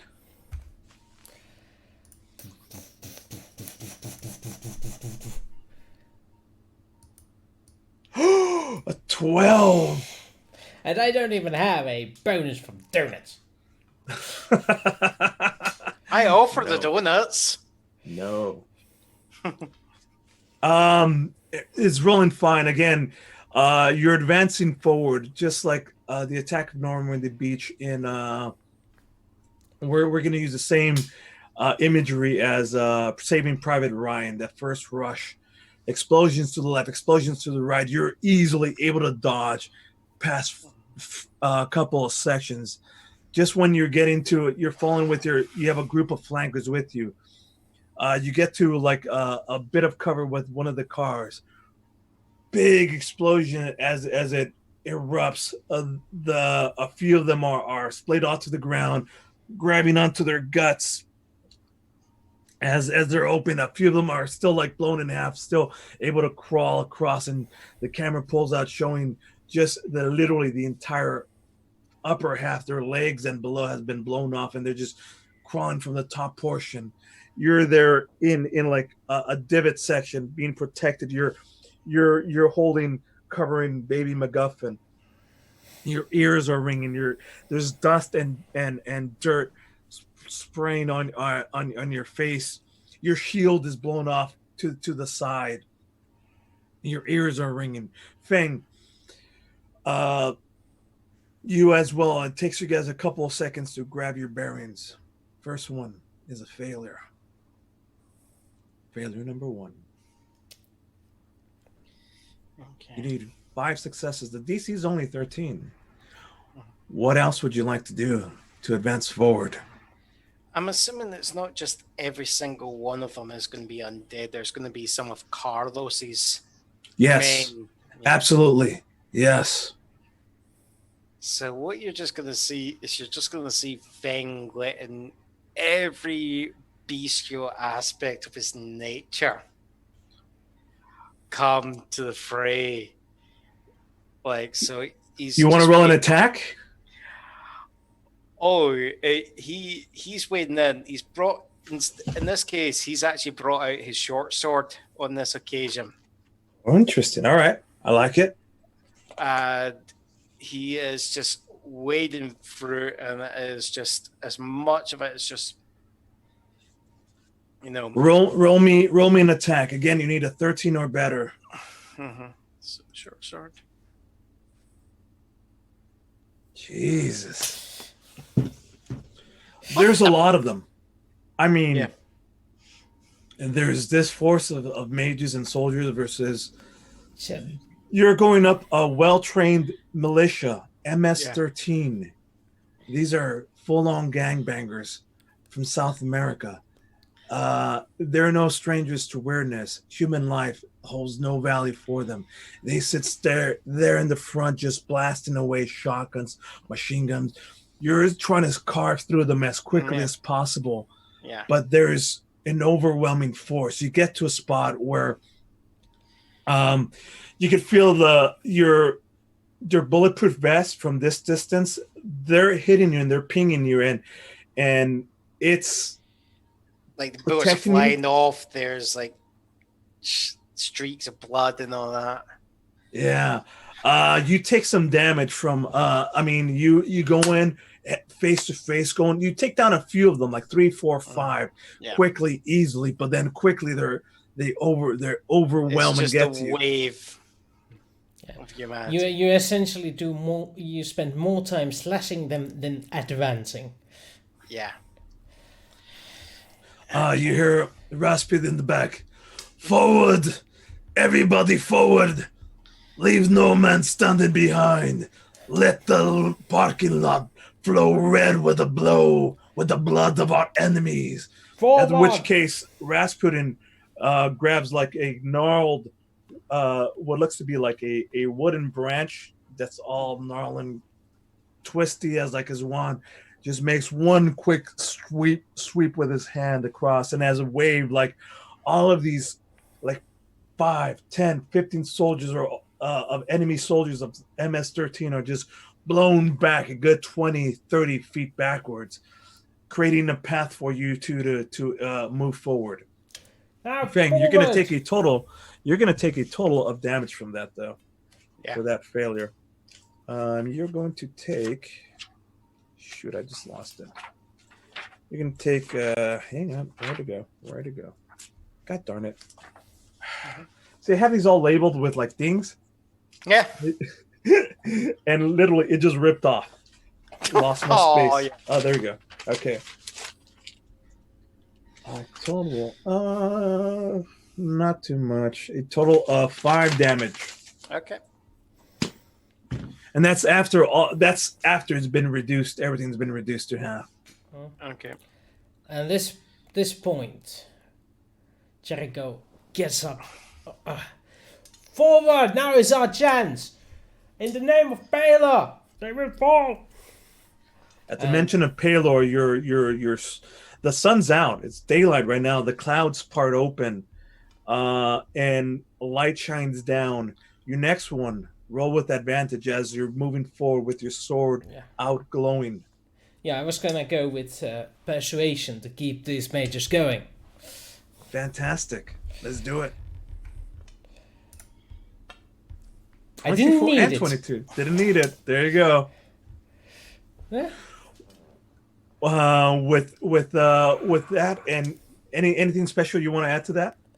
It's just like just the shining sword ahead, attracting all the attention for the enemies. The gunfire, all aiming towards the shining knight of Palo, but the bright sunlight gleaming off of his sword is blinding all those shooting at him, and the shots go wild, spreading around his feet and behind him, and not hitting any of his followers. Instead, him being the sole target of an attack for a few decisive moments.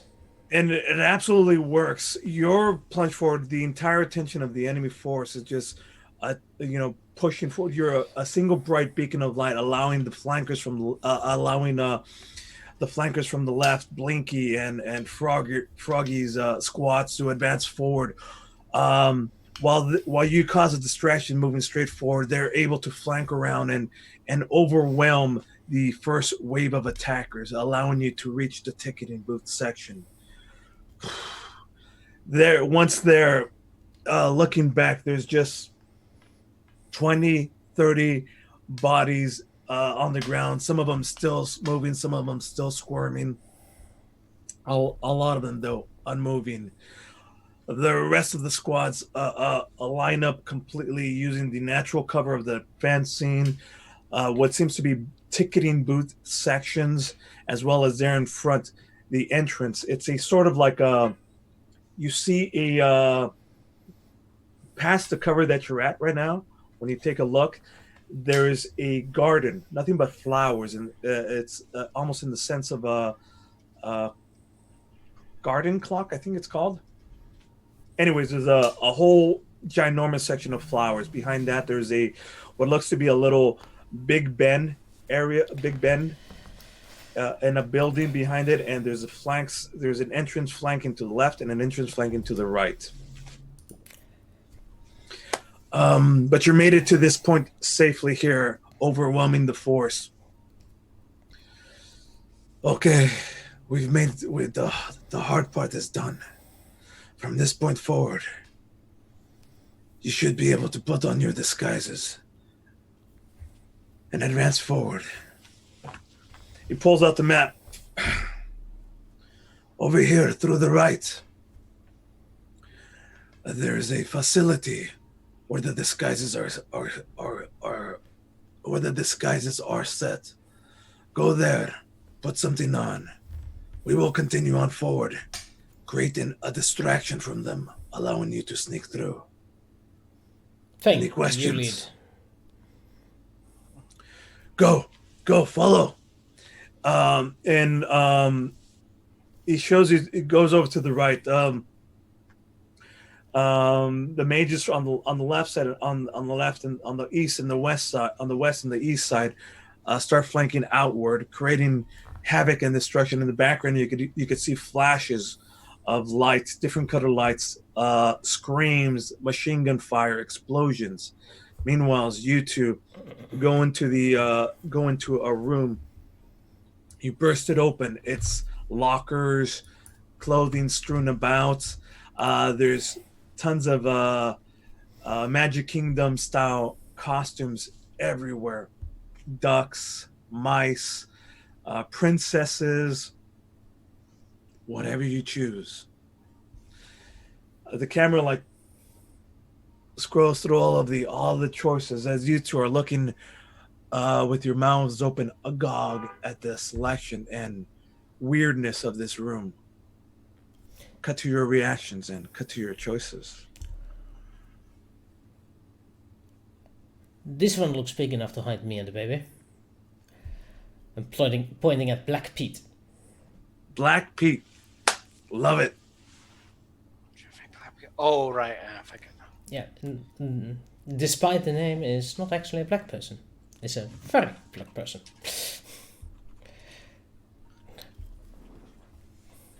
And what about you, Frank? Oh, Winnie the Pooh would have also been a good choice, but it's the one I thought of first. I think.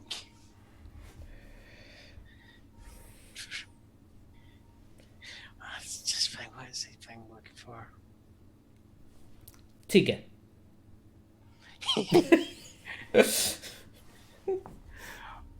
Oh, no. Baloo. All your selections are there. Baloo. Finally, like your face brightens up and like, this is perfect. I know exactly what. Cut to exterior of the building as Jericho comes out dressed as Black Pete. Bluish pants, yellowish shirt. I mean, a greenish shirt with a stripe on it. Kind of like a dog face, almost like with a huge jaw. Yeah, a huge jaw, almost like a bloated. What's like the dog? I can't remember. A Pluto, like a bloated Pluto, and a little tiny red hat on it.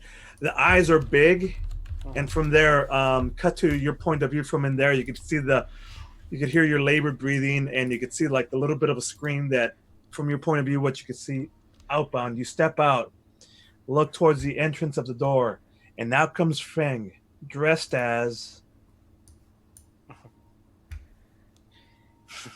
Yeah, so thing just comes out and it's just a massive bear just scratching. Great. Are you doing Baloo? Yeah, Baloo. I was thinking Mulan for a second, but I'm just going, I think that might just, it'll be comedic, but I just don't think it would work. I'm just going to show the Baloo. Yeah, Baloo. Which is a gray bear from the Jungle Book. Jungle Book. Also, since people probably are a bit confused, I'm going to show also the Black Pete. Not too much, otherwise, the... There we go. That's the Black Pete. Oh, I don't see it. Oh, there it is. Okay. Fantastic. Though, apparently, when I googled Black Pete, it also showed some sort of a blackface festival. Yeah, you have to specify Disney. Yeah, I know this. Just be glad you didn't show Black Peter. Ooh. That may have been NSFW. Well, there's a TV show in the UK called Blue Peter, but which is a TV children's show. But ironically, one of the male hosts actually used to do blue films. Save adult. Gotcha. Right. Gotcha. In the UK, they used to be called blue films. So We just call it porn. yeah. Or adult films. Of course they're always saying, is that why they called it blue by any chance? Well, Anywho, both of you step out. The baby right now is being really quiet. He's still under the effect of kind of like a Sleeping pacify spell. Pacifier It's pacifier spell. right. Okay. So him hidden in the belly. This is now you come out of the building and you're in the middle of Main Street. The first wave of mages has already swept through here, creating enough of distraction. The Main Street is just a lot of old-timey shops, circa early 1800s or early 1900s. Arcade, popcorn barrels, everything's made out of wood, garishly colored in bright yellows and reds and browns. The main thoroughfare of the street, there's a sort of like a fountain dead center, except that it's been exploded. There's a few bodies splayed out in the corner. Oh, there's an owl bear just up against one of the corners, just dead and resting slightly against the wall. His matted fur seems to be burnt and blackened. Well, at Cut least to it's you the- guys. Now, once again, we've got one success out of the many that you need. You need some more successes to move forward. Yeah. So, you lead us. I'm gonna follow next. I think it's going to be me doing stealth there. I expected this. Because of the costumes. All with advantage. Okay. Thank F for that.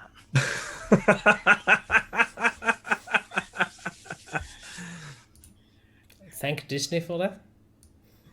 And I had my character sheet up, so I just saw the 8 on the right hand side, and I didn't see what the first row was. So I'm going, no, don't be low. Oh, fuck off. You get to one of the corners of the buildings, kind of like an alleyway. You pop your head past it, and there's a group of soldiers. There's a group of brown-skinned men dressed, carrying submachine guns, soldiers from the MS-13, and a group of about 5 or 6, hut, crossing the street and going across. You wait a few seconds till they cross, and then you move past it. There's another section where on one of the taller of the buildings, specifically, it's kind of like a Louisiana style mansion that's all in white with greens. This would be the exit to the darn it, what's that ride that's all about scary movies? That's about a scary show. It doesn't matter. A haunted mansion is? That's the one. That's exactly what I'm thinking of. Mhm. They're at the front. They're at the top of the haunted mansion, looking out. You know, with their guns. As they turn all to the left, there's like a distraction happening. Explosions and more fire going off on the east side. With that chance, they're distracted. You use that opportunity to cross the street, cross to the next section. And you're there at kind of like what looks to be more frontier. You check the map, and you're now at Frontierland. What is the next thing that you would like to do? That's 2 successes. Okay. I think this calls for us just entering the streets and walking as we belong here. It doesn't seem that seems like we can't sneak past those guards, so let's just walk like we work here. Sort of like we're part of the experience. Deception roll. Yes. Am I guessing that correctly? Deception Yes, roll? that's my go. Is that gonna be with or without advantage?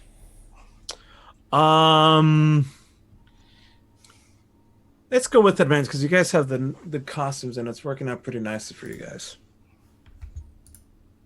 20. Thank for that. Fuck me. I had the exact opposite situation. I had a window on top of the other half, and I saw the 7 only like. Yeah.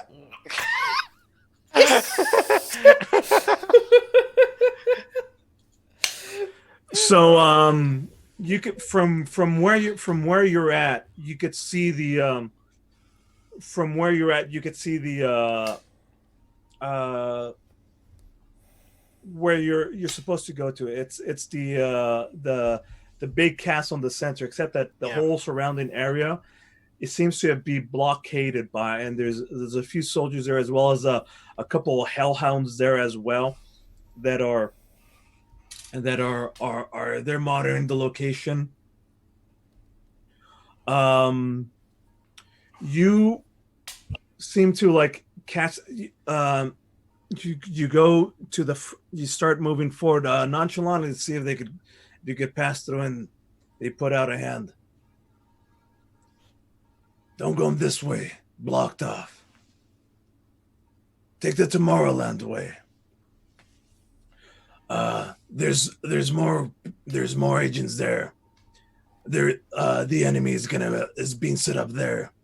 Go there and help them out. I like the costumes you guys have. Helps blend in just nicely. Ándale, muévete.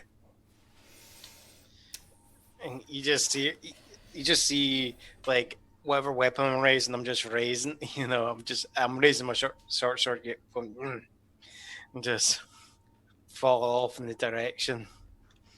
One of the guards there is wearing the traditional hat with the ears on there. They have been looting, guaranteed. 100%. Yes. They put like the Disneyland T-shirts on. I can imagine some of the crooks have actually gone into one of the stalls and started up like an ice machine or something, and they all have Slurpees. 100% that's happening. Okay, so that's what, 3 successes? Let's see, deception, advancement. All right, so you're at 3 successes, 2 failures. It's Feng's turn. Yeah. You get to you're rerouted to eastbound. There is a section, Tomorrowland.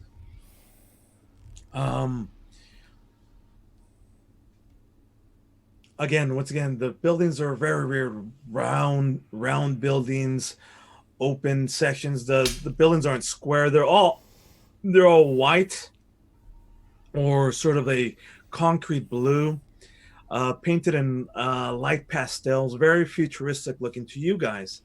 It looks 100%. In fact, it would look like this would be where the pantheon of gods would live in the future. You know, weird, strange, beautiful palaces. There's a sort of a train retro line that goes around the top, and there's an actual subway train that goes rolling by, thunderously moving personnel, and you could see there the first section of it is cool, black, and then the second portion where you can see now is there's damage.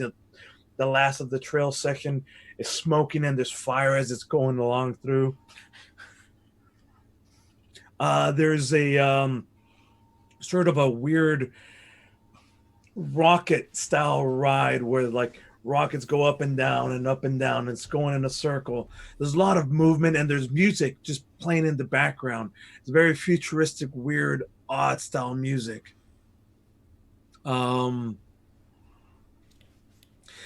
Now that you look a little, once your eyes adjust to the surrounding areas, you could see a sparrow of guards still moving around and a few creatures.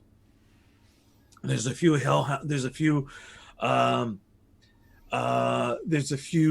odd races. Like there's a couple of orcs here holding on to like the reins to like a couple of hellhounds, not Cerberus in particular, but one similar like that. What would you like to do? There's orcs. Okay. Yes.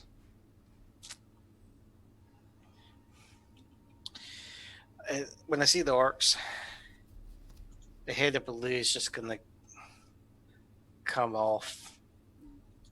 Just before I do this, is there any like bodies around Yes. there? Yeah. So In fact, you see a more than anything. Why don't you roll me a perception first off? Is this the skill change?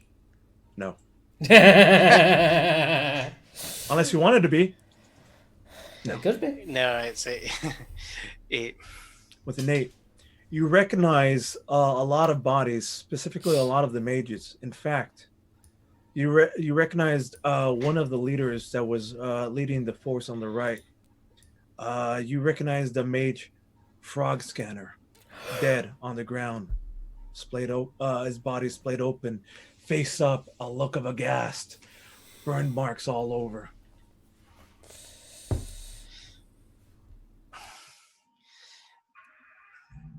I'm gonna try a menacing because the orcs there.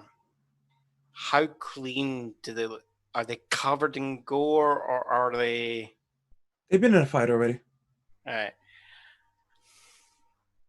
They're still like they're almost like jovial in their laughter. Like, Yeah, we showed them, all right. Ain't no use for us. Those mages can't stand that sword up their ass. Once you take their wand away, they're nothing.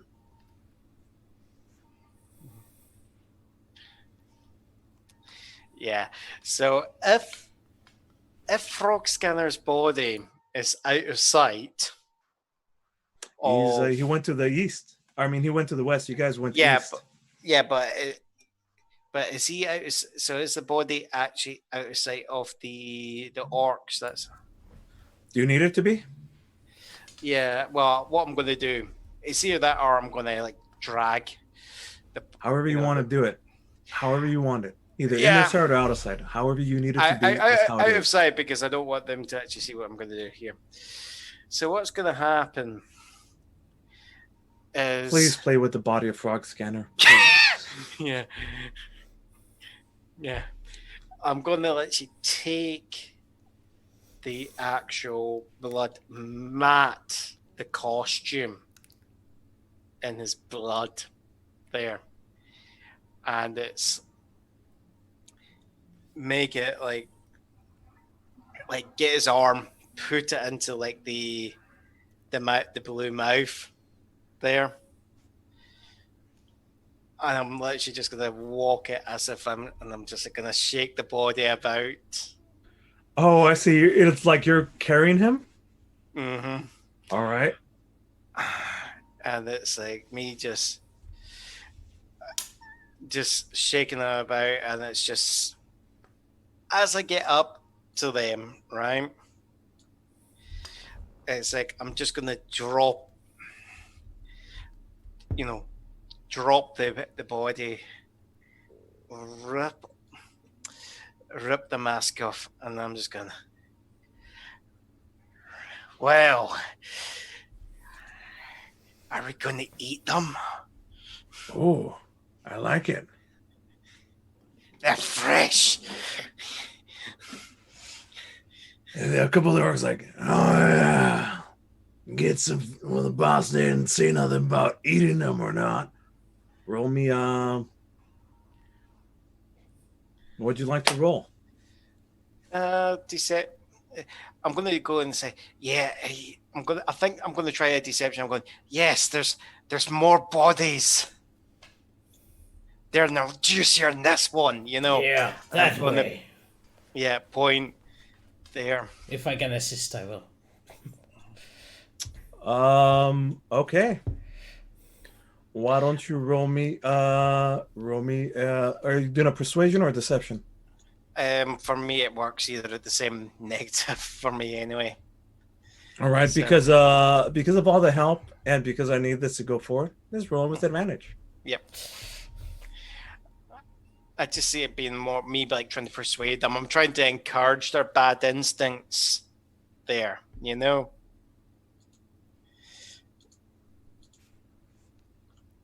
Oh boy, this is not working out at all. I've been taking donuts though. But they were not foodoos. So were that's they? the 1d4 bonus, isn't it? Do I still get even though they're not foodoos, do I still get a 1d4 bonus? We're close enough. We're right on the edge. So- I'll tell you what. Hang on. He's gonna roll some dice. I know I'm kind of pushing it a wee up. Okay, go for it. Yep.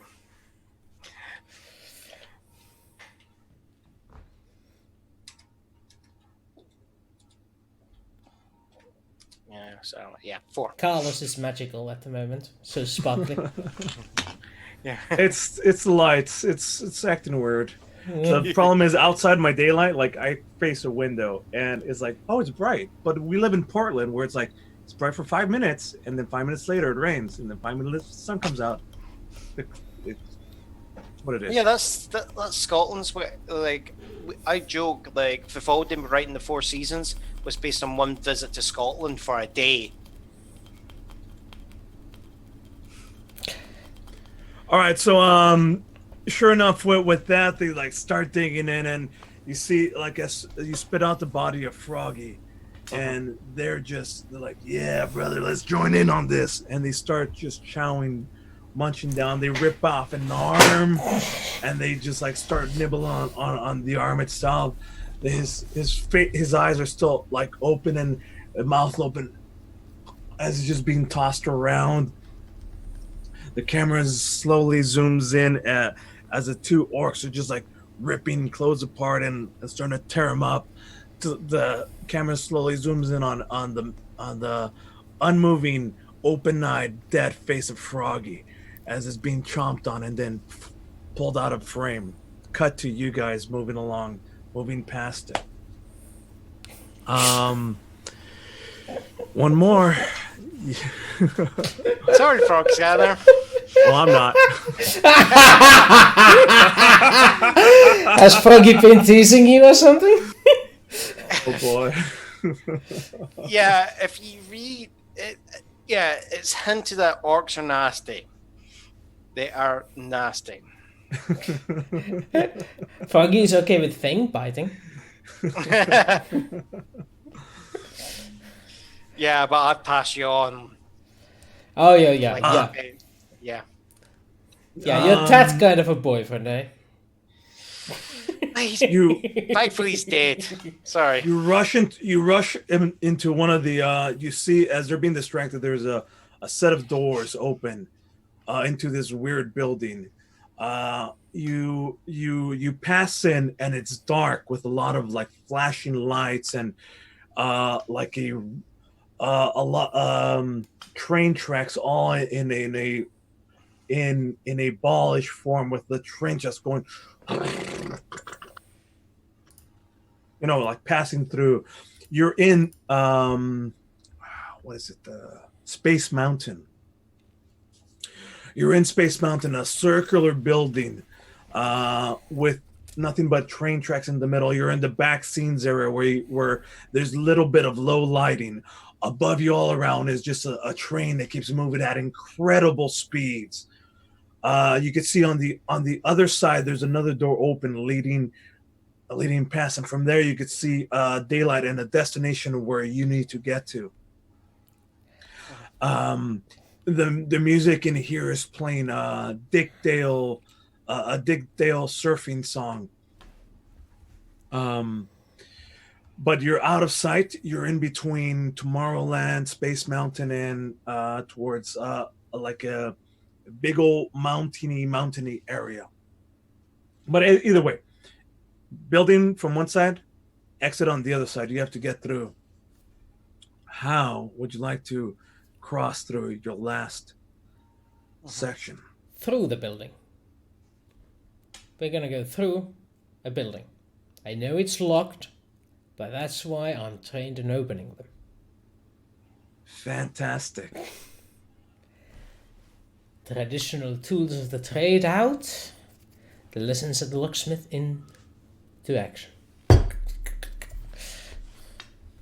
With the local orcs distracted, this should be easy peasy. Gloves on or gloves off? Gloves off, of course. All right. You can't have a feeling without them. And is this going to be just a regular check, or do I get a bonus? It's gonna be regular. There's nothing that we can use to give you advantage on this. 15. Fuck.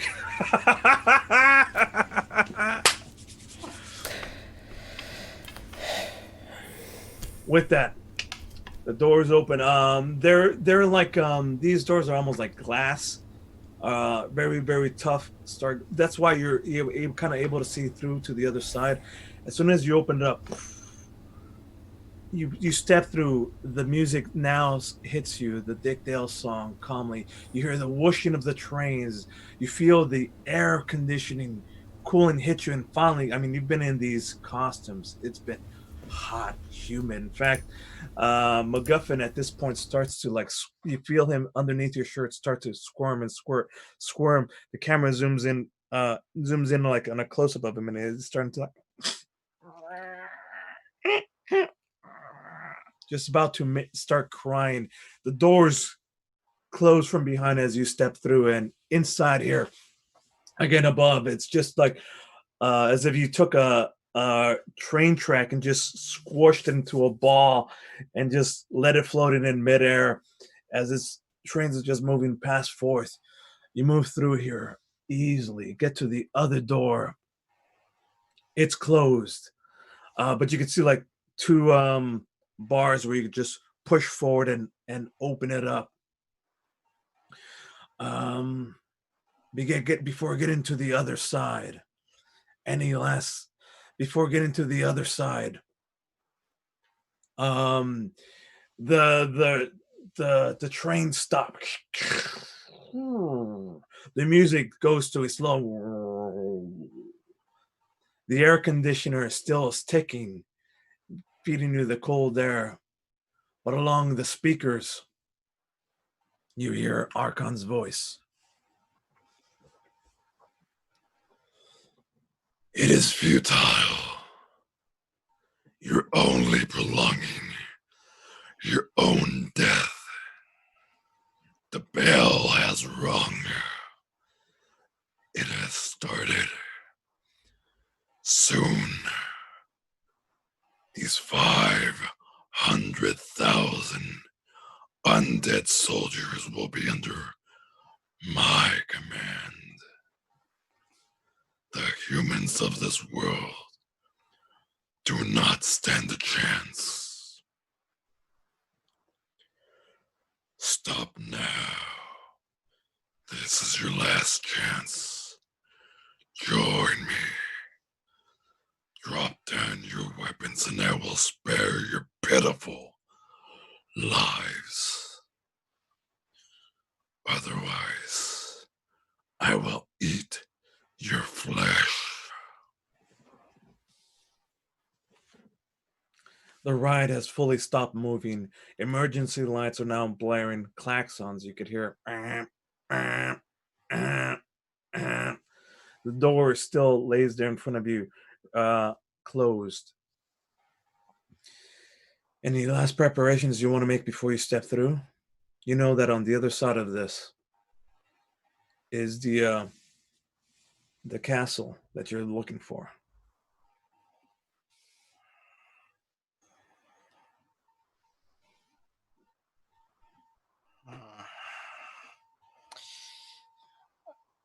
I think at this point we might as well just throw away the costumes.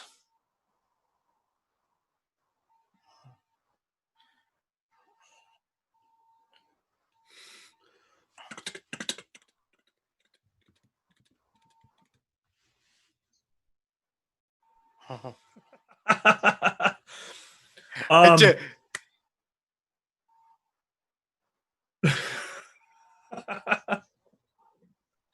Same exact stock footage. It's just green.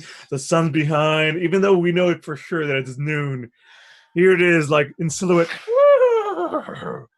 Cut to doors burst. The doors, like from where you had just come by.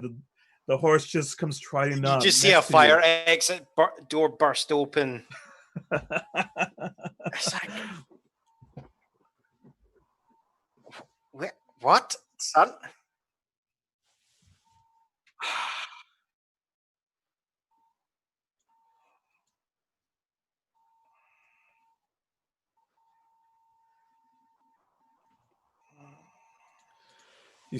You're with that mounted on the horse. Cut to exterior of the building. The doors burst open. The horse bursts out. You in shining armor. The symbol of Palor shining brightly. Sword in one hand. The baby McGuffin swaddled in metal in front of you. Followed by Fang and Fancy, black and fluorescent coloring of Nike, swooshes everywhere. A beautiful pattern on your shirt, as well as your flak jacket to protect you. Holding with you a katana style sword. Wooster, you might want to check to make sure you're not muted. Yeah, I just did. So apparently, again, my awesome thingies are muted for everyone except you guys. So Oh my goodness! my What mute is game is happening? not on the point. My mute game is not on the point here.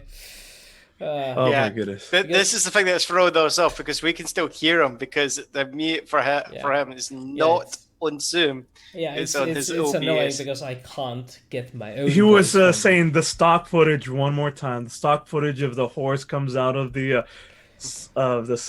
sunset with the wooden background, the horse silhouette. We're always going to use the exact same footage, regardless of where we're at. Cut to him bursting through into the interior of the Space Mountain scene. Yes, and, Anyways, and Jericho tossing away last bits of the Pete costume and getting on the horse and saying, "Now we can fight on even ground." you step out and you could see now there the castle itself, the legendary Disney castle imagery in the background. I mean, that you see in all of the fancy logos. There, floating above, is Arkhan the Cruel, raining down with a microphone in hand, talking. He's around the surrounding areas. You could see Carlos there, a lot of MS-19 soldiers, a lot of what appears to be orcs and trolls, a few hellhounds protecting the area. There's seems to be a summoning circle around. There seems to be a summoning circle, a pentagram drawn around. That center would be the Sorcerer stone, now lacking the Excalibur sword there. High above where Arkhan's at, atop the very topmost tower of the fantastic castle, there is a bright, shining, a golden bell that still seems to be like reverberating. That's where Arkhan is floating, almost like on a like floating up in the air, almost flying. You have finally come.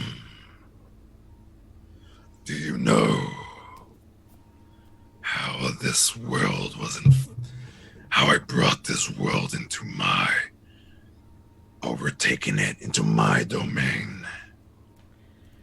I offered one person the chance to infect the entire world. I found a poor soul, and I told him, with this glass vial, if you break it in the market, it will cause the destruction of all humankind. With this single vial, you will destroy humanity, infect millions, knowing full well what the repercussions were. They sold their souls and did it anyway. Do you know what I offered them? A single, solitary gold coin.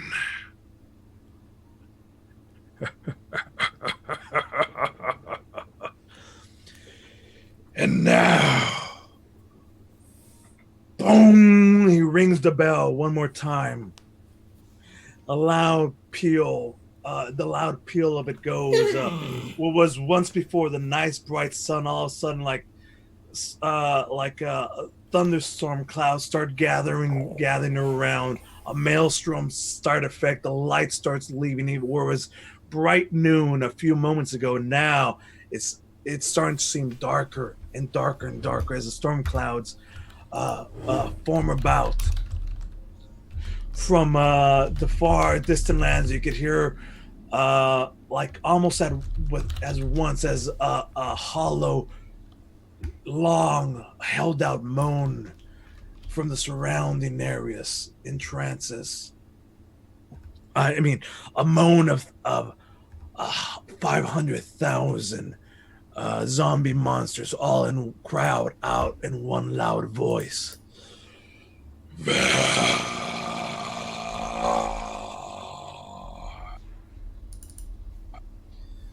The scene again surrounds, showing you three technically, upon a horse. About 50 of Arkhan's soldiers. He floats down, coming down. Do you see now the desperation that you are in? You will not survive. And with that, he pulls out one long, massive, beautifully jeweled sword. You instantly recognize it as Excalibur, Pelor's sword that he wields in his right hand. On his left hand, as he's coming down, he drops the microphone. The ghostly greenish Vecna's hand starts glowing. Camera cuts to his feet touching his boots, touching on the ground with a loud. Around the maelstrom of thunder, lightning appears one more time. Prepare yourselves for the final confrontation. Cut to Jericho and Fang. Just out of curiosity, when I'm looking around the orcs, how much of the crowd would you say is orcs at the moment? 20%. 20%. Is there anything that I can see that would represent any of them being like chiefs? Yes, absolutely.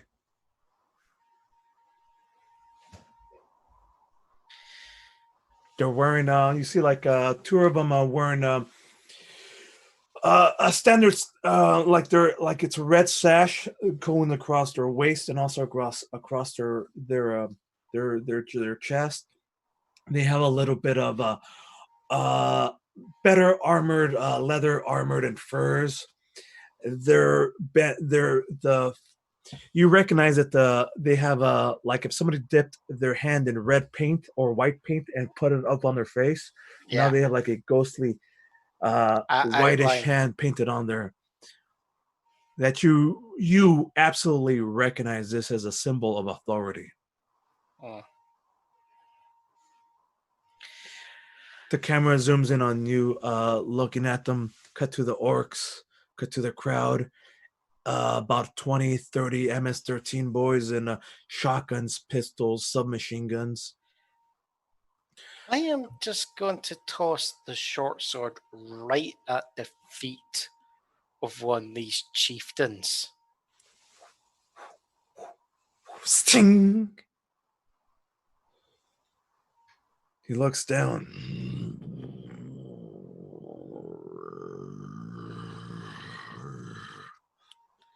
Traitor!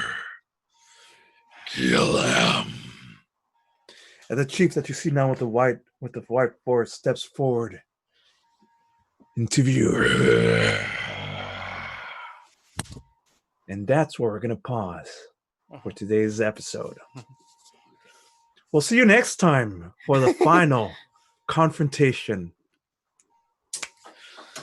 And that's where we're going to end for tonight. Yep.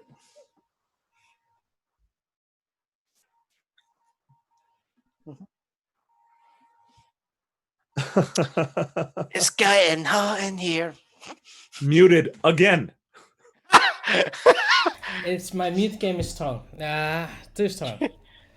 But luckily, it was nothing important. Just it's getting steamy in here.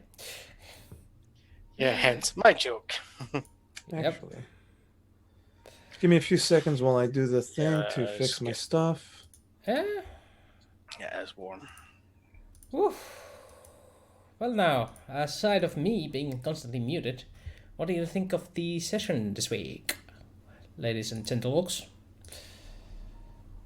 Few technical glitches. I am fighting in the always. mute tie.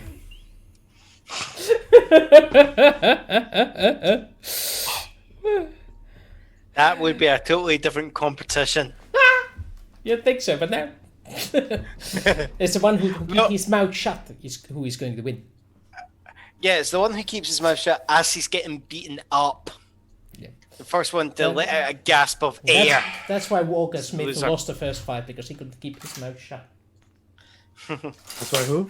Walker Smith. That's the human challenger of the Muay Thai, who apparently won. I kind of... A fight to gag people, the mute tie them up.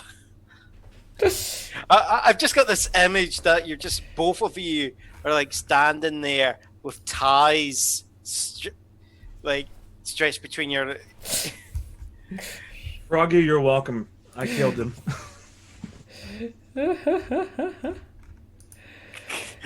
Half of Israel is going to be murdered, you now. I can't believe how satisfying it was to kill Froggy like that.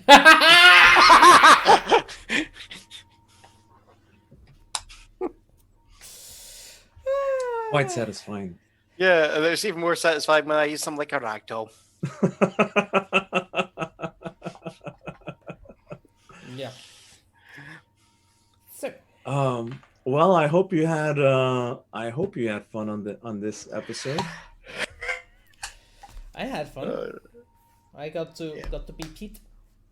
Thank you guys for the idea of giving me the final showdown here at Disneyland. Yeah. I was like, yeah, let's do that. Sure, why not? Let's figure out how to do that. Well, well, not exactly the heart of LA, but it's still in the middle of LA there, from Yeah. what I can see in the maps. Technically, it's outside of LA County. It's in Orange County in the city Okay. of Anaheim. And that is the most subsidized city. I think that is the most subsidized city in the modern United States. Like, that city has been granted billions of dollars over the years because of Disneyland. However, that metro system, Yeah. that was the basis of the metro systems that they use in New York and other. The L trains, you mean? Yeah. All right, cool. I mean, New York had its own thing going, but like this was the next advanced version of that, and that technology went on to influence a bunch of other locations. In fact, that was back in the 70s. That was a test protocol to show, like, hey, if we could do it here, we could do it throughout the entire city of Los Angeles. Yeah. And Simpsons did an episode about it, about the light rail. Yeah. So almost all of that is true, except that it was Los Angeles, but the mayor that was in charge of it, or the zoning board that was in charge of it, ended up embezzling all of the money. Yeah. Because Monorail, yes, that's it. Sounds like that Simpson episode. Yeah. It's exactly like that. If you think that's bad, well, you know how Germany is known for efficiency when it comes to public projects and all that? Yeah. Yeah, look up the Berlin International Airport. It's been like, 30 years now? Oh, no. The original talks started of building it was after the reunification, but they started building it in, 2000? They started trying to build it in, 2005, but no company wanted to touch it. And then after the financial crash, they started building it. It was around 2008. It was meant to come open in 2012. They had fucked it over. It's only now getting opened potentially sometime this year. Potentially. It's been put on hold because of the corona. To put this in perspective, there's plasma TVs that got put in there for the display panels. They've had to have them on just to make sure the electronics are. They've all burnt out, so they've had to be replaced. They've never been used properly. There's stuff like the escalators for the trains were too short. Also, to add to this, the German military is also known for its great achievements in the area of technology. Except that in 2018, a German frigate failed to be seaworthy. It was so bad that it couldn't even float straight. It was tilted constantly. Oof. A German frigate. Wow. How the fuck did the Germans do that? I don't know how they can fuck up having a freaking I don't know what's it's in English, but the thing that it's on board of the ship. Germans The Germans nationalized their entire shipping industry after the war. Yeah. To ensure that they get past all of the crap that the UK had with its shipping industry that helped derail UK shipping there. And they start, and it's not like they're like Korea or Greece that can, but they still well known for ships. How the hell can you go from being able to build a perfectly serviceable ship to build a lean? It's not like the sea subsides underneath you. Well, technically, that's how the ships work. Waves. I'm thirsty. I'll be back in 1 second. Well, yeah, you get waves, but it should self-right. Yeah. To a degree. Yeah. The point is, the waves haven't changed in the last billion years. They are still the same thing. Just with a couple different height variations, that's all. Unless they got the plans mixed up, they were planning on building something that was, it was meant, this was the emergency test procedures for the German Navy. So they built something that was more easily capsizable. Well, at least... And they've got the plans mixed up. At least we can all admit the high seas battle has never been a German thing. Yeah. It's always been more of the England sort of fashion. Yeah, that's because the English had the big navy, and that was the thing that made them like the best of the best of the best of the best. Germans didn't master the land warfare after Napoleon kicked their asses. Well, let's be honest. Germany had massive land warfare. It was just that, as Napoleon said, "Oh look, they're all nice, pretty formations. I'll just Oh, smash through them." Blinky has a good one. How about a university that built but did not take into account the weight of the books? Oh, I think I heard about this. The floor collapsed or something like that. Yeah, they built a library and didn't account for books. I do suppose they were trying this new paperless library thing. Well, well, actually, I'll give you. It's not even world-renowned architects can fuck up, right? There's a building in New York, and what it was meant to be one of the headquarters. I can't remember the name of the building, but they could never buy the land. There's a church right beside it, so they could never buy it. So they couldn't build a traditional skyscraper because that would technically go into the land. So what they did was it was kind of mushroomed. Yeah. It's wider on the top than on the bottom. Yeah, got it. Yeah, and they had supporting beams to hold the top of it up, but they couldn't put them on the corners because one of the corners would be into the church territory, the church's land. So he then did the design so that they then, the columns went through the middle of the face instead. And he goes, it actually works. And he's patting on himself. And then a university student is actually looking into it and doing all the math. And it's going, I think I'm wrong, Professor. And they go, what do you mean? If the wind hits it the right way, this coat falls down on the ground. Because it's just going to twist. No one, not just the guy who decided, the entire architectural firm didn't pick this up. He had to. So what happened was everyone in that financial office went into the building, went out, and during the night, every welder,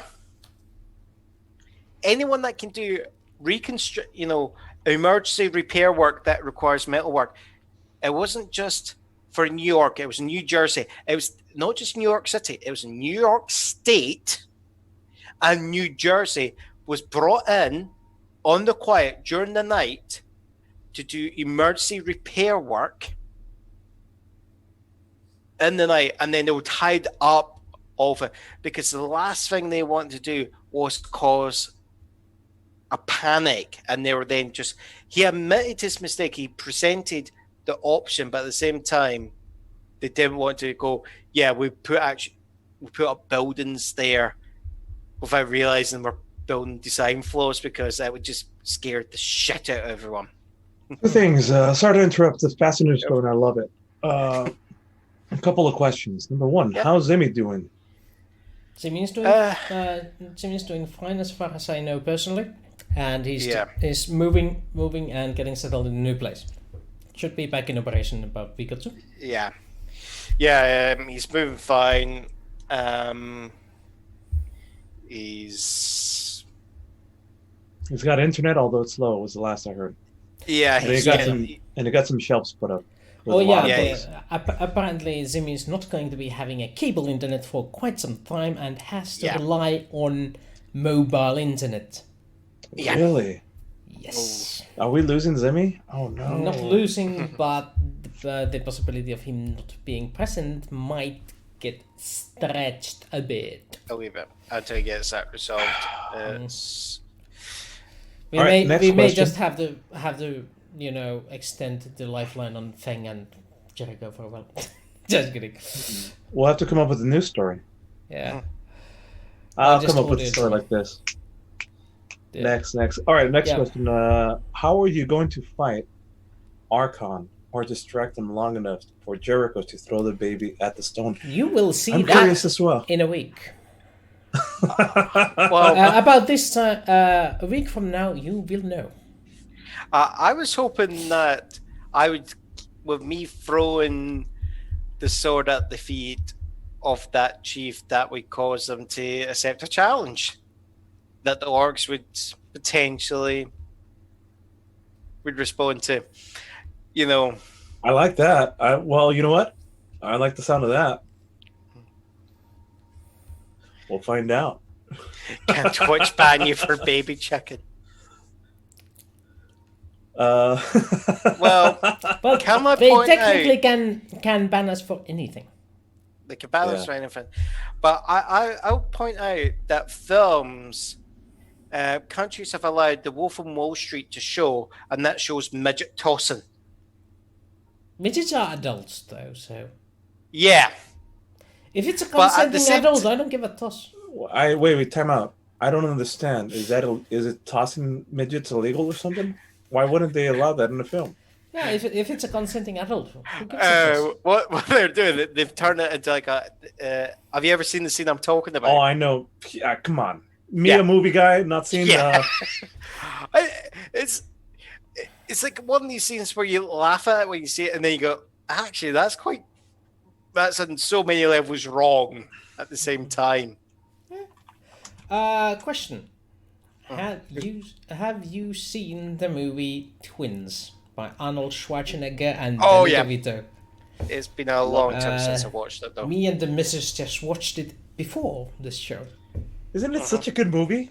Does it still hold up? Like Yeah, years it later? That's from does. like 1980s, is it? 1990, 88. I think. 88, yeah. So it's nice. It's really nice movie. It's wholesome, and I like it how the Danny DeVito brother sort of turns good, but not all the way. Yeah. It's Well- like, I'm still a little scoundrel,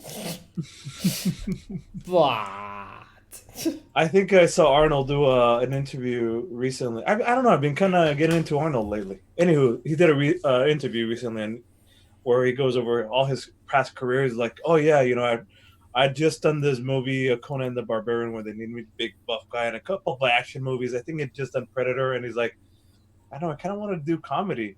And they're like, can you do this funny movie? I'm like, yeah, I will do the funny movie. Da. And he was just fantastic in it. He loved it. He says that was one of his favorite experiences ever, was making that film. Yeah. You know, the funny thing is, it's like another one is like Sylvester Stallone. Like a lot of the 80s, a lot of the big, kind of movie action stars all got into the head where they're all kind of competing against each other. So all the guys in Predator, half of them were weightlifters. So they would just be constantly ripping, just trying to show off. So it's the guy that's always like on the cigar on the chain gun. Yeah, I know. Arnold Schwarzenegger intentionally would play all of them. He would actually be saying to he'd be going out earlier, working out how much he could lift, okay, and then she'd tell him the other people to say, yeah, just tell him that I was only lifting 170. But he was actually, and then he'll be betting them top bottles of whiskey. Gotcha. That what he can prankster. do. And of course, they'd have heard these stories saying, yeah, we saw Arnold trying it. And he would just get random different people. And it's like, and of course, he would then have done a scene where you see him trying it and having difficulty and going, yeah, I think he's pulled something. So they get him intentionally to challenge Arnold. And then he just does 190 and drops it, to show that he can do it. It's all these sort of things he used to do. But it got to the point, Sylvester Stallone was trying to always get into films that are, so a lot of producers learned about this. So if they couldn't get Arnold Schwarzenegger involved, they go to Stallone. Oh, yeah, sure. Those were the two biggest bulky action stars at the time in the early 90s, late 80s, early 90s. Yeah. But they intentionally would then say to him, yeah, we're concerned Arnold. And they would not tell him, yeah, Arnold told us to fuck off, right? They would just say, so this is why he was in Stop or my mum will shoot. They tricked him into that. Yes. thinking that was going to be a Arnold movie, and it's like, no, let me do it. I'll take it. Half my price. Half my That fee. movie is bad. It's Yeah. bad. It's really bad. Okay, real quick on Predator. Yeah. Let me set the stage. Uh-oh. 1980 has gone to the action hero genre where, instead of it being your everyman action started in the 70s, now it's like bigger than life action bulky heroes, right? Yep. 1988, it's at the stage where there's so many action movies now that it's become trope. At the same time, slasher movies have made a big comeback, starting from Friday the 13th, Nightmare on Elm Street. 1988, I mean, at this point, the slasher genre is become trope, and so has the action film trope. They get the brilliant idea, let's make an action movie that's a slasher movie at the same time. Yeah. That is what Predator is. It's a perfect mishmash of action film and slasher film, and it even follows a lot of the same slasher film tropes. In a slasher film trope, the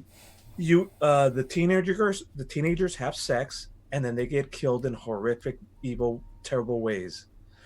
In this movie, one by one, you're shown the characters. Once they kill somebody in the movie, that's when they get initiated. So instead of sex, it's the act of killing somebody. That's why the girl at the end of it survives, because she never killed anybody. She was just there and innocent. And that's why Arnold's like, no, don't pick up the gun. It's the idea that she makes herself a threat there. Right. Hang on. So also in that same genre, they wanted to twist. There's this pivotal scene where the aliens first introduced and everybody's all scared. And the same guy, that black dude with the big gun, he just starts tearing up the forest and cut to everybody else tearing up the forest. There's exactly about a 40, almost like a full minute's worth of time where it's nothing but gun porn, explosions, all of the guns, all of the bullets, all of everything being fired off. The director's like, you know what? The studio wants us to do a gun porn scene. He did a gun porn scene, and then right afterward, they hit nothing. Yeah. All of that firepower, they didn't hit a single thing. These aren't your regular. These aren't just teenagers. These are the best of the best of the best. CIA-backed invading army with these 5 guys can take down entire countries. They blasted everything they could at this Predator. Didn't hit a single thing. That's how you make a fucking slasher movie. Yeah. I also love the fact that the Predator was not invulnerable. They showed early on that Predator got hit and it bled. Yeah. Oh, pivotal line. If it could bleed, we can kill it. Or something like that. Yeah. It's technically if we can bleed, we can kill it, but if we could bleed, it can die. Sounds phonetically better the same way that a lot of Star Wars things, as people say, oh, Star Wars said, Luke, I'm your father. It never says that. I know, I'm trying to remember. But people remember it that way, and that's fine. It's just... Yeah. It's the theme is right, but it's not the exact wording of it. There, it's like, beam me up, Scotty. Was never ever said. You've got 2 to beam up. Yeah. Scotty, 2 to beam up. Yeah. Yeah. Or possibly even Scotty beam me up or something like that. But it's like that. People just remember like the bits, and it becomes. Or engineer Scott beam us up, or so, there's like every other variation was said, but never beam me up, Scotty. Right. The another one that refers to the trope, an entire film and TV series done about it. Horror. I think you know what I'm about to say. No. Buffy. Oh yeah. Well, because it was entirely Joss Whedon. He always just looked at horror films, and you look at the traditional victim of the horror film is the teenage schoolgirl cheerleader, right? And he just went, make her the hero. Make her the one where you think that she's going to be the you turn out that she's not the victim. It's the poor vampire that's the victim, you know. And let's not forget, I think the movie was first. I think he wrote the Yes. 1993, I think. It had Donald Sutherland in it. Yeah. As the That's Watcher. right. Yeah, he was the teacher. Right. And I remember the whole premise. Like, they made her. They really troped her up. The cheerleader, the pretty girl. She was blonde and perky and pretty and like all ditzy, but she was a fucking badass. Yeah. Hopefully, Stacy. I don't know this. How do you guys feel about Stacy? Who? I'm a man creating a female character with empowering, blah blah blah. I don't know how I feel.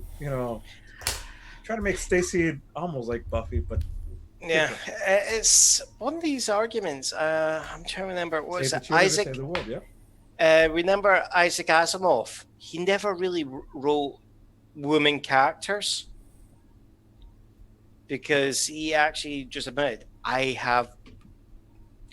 a man. I just can't get my head into thinking about how a woman would think, so I can't write realistic female characters. So I'm not going to even try. So have this sausage fest of a book. So it feels like if there is a female character in the book, half the time they're just there to like part a line just to add. Oh yeah, there is women in the world, but that's it. They're there they're more for the scenery, not to add. And that's like one of the main complaints about Asimov as a writer.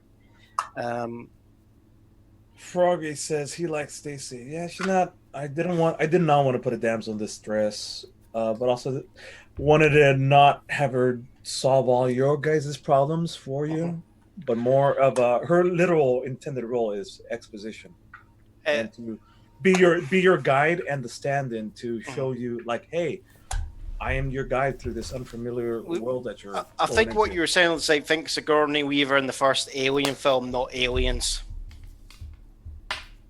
But then again, see, that's good writing because some people will know this already, but the role Ripley was written originally non-gendered. I mean, it was probably intended for men. It just that she read perfectly for it, and they're like, well, we don't care. Let it be a woman. It literally changes nothing. Yeah. And that is the proper way of writing a good story. Is like, if you were to replace this character with a man, what would it change? Nothing. Done. It's you could go either way. Yeah, I remember hearing that. I think it wasn't just for Ripley. I think it was just the entire purpose was nearly everyone on that crew was written up the same way. Yeah. There is only one character that could not be replaced with a man, and that is Vasquez. Yeah, that's true. In the Aliens, Yeah, because that's where there's the legendary line. Hey, Vasquez, has anybody ever mistaken you for a man? No. Have you been? Have you been? Or something like those lines. And again, well,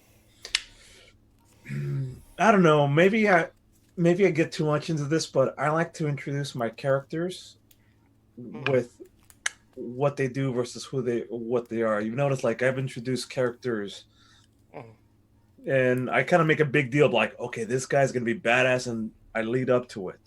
The same way you introduce characters, like in Aliens, like she's a character because she's very much a woman who's so macho. She out machos the other dudes around her. She's over the top badass that she's competing past her level. She didn't just, there wasn't just a glass ceiling. She fucking popped it open and shit on it. And she's like, all right, fools, come on. I'm waiting for you guys now. I don't know. But then again, that was her intended role. She was supposed to be the badass to be the badass. And then that sets up how dangerous the aliens are when you see them just take her out. Yeah. Also, Also, it's the whole paying the price portion of it. It's in that sad part of the story. Well, next week we do have the final countdown. The final fight. Damn it! I'm gonna have to pull up the map and everything. Yep. Oh yeah, good point, Yeah, Froggy. good. Vasquez, she wasn't taken out. She took herself up, and Yeah, an entire squad correct. of aliens with her. Even her death was glorious. Yes. Live a short Unlike life Froggy. and die a beautiful death. Unlike Froggy, who died off screen, and we only paraded his body around and just like Well, you got something against that Froggy, do you? Yeah. no, I don't know. I just you mentioned them at first. I'm like, hey, I like that idea. Let's roll with that. There's a mage. His name is Froggy. Yeah. Let's add another one too. Why not? Hello, Blinky. Don't worry, Blinky. You'll make a cameo next one, but only if you stick around. Who else needs a cameo? Who else is in here? Let's look at this. I think we should just. Yes, well, you've Blinky. already taken. What about Mika? Should we give Mika a cameo? You already technically cameoed yourself as one of the henchmen. What are your thoughts on that? Well, cameo in a Wooster and a John. Yeah, Hmm. I've done. I think it's. I've done it a few times at games. I think it's just a question of from where and why you're doing it.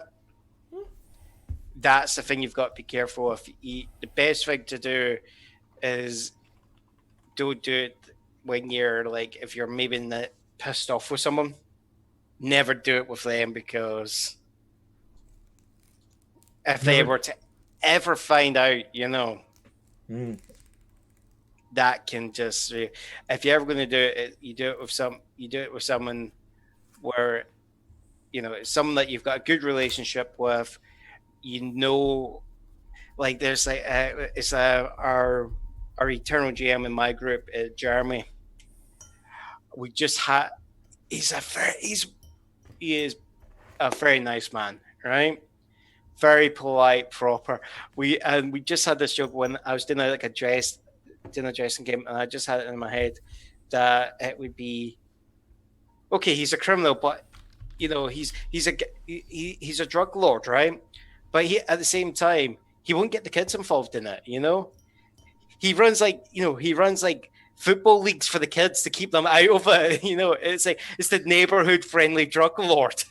That was very much Bronx in the 1980s. There's movies all about that dude, starring American Denzel Gangster. Washington. Yeah, American Gangster. Mm-hmm. And that's the joke. Is like, it's like he would he would be a criminal, but it's a gentrified criminality.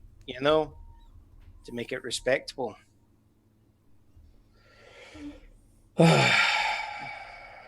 Well, I do suppose this is the proper opportunity for us to wish our dear audience the traditional pastime snack that are to be attended to after this show.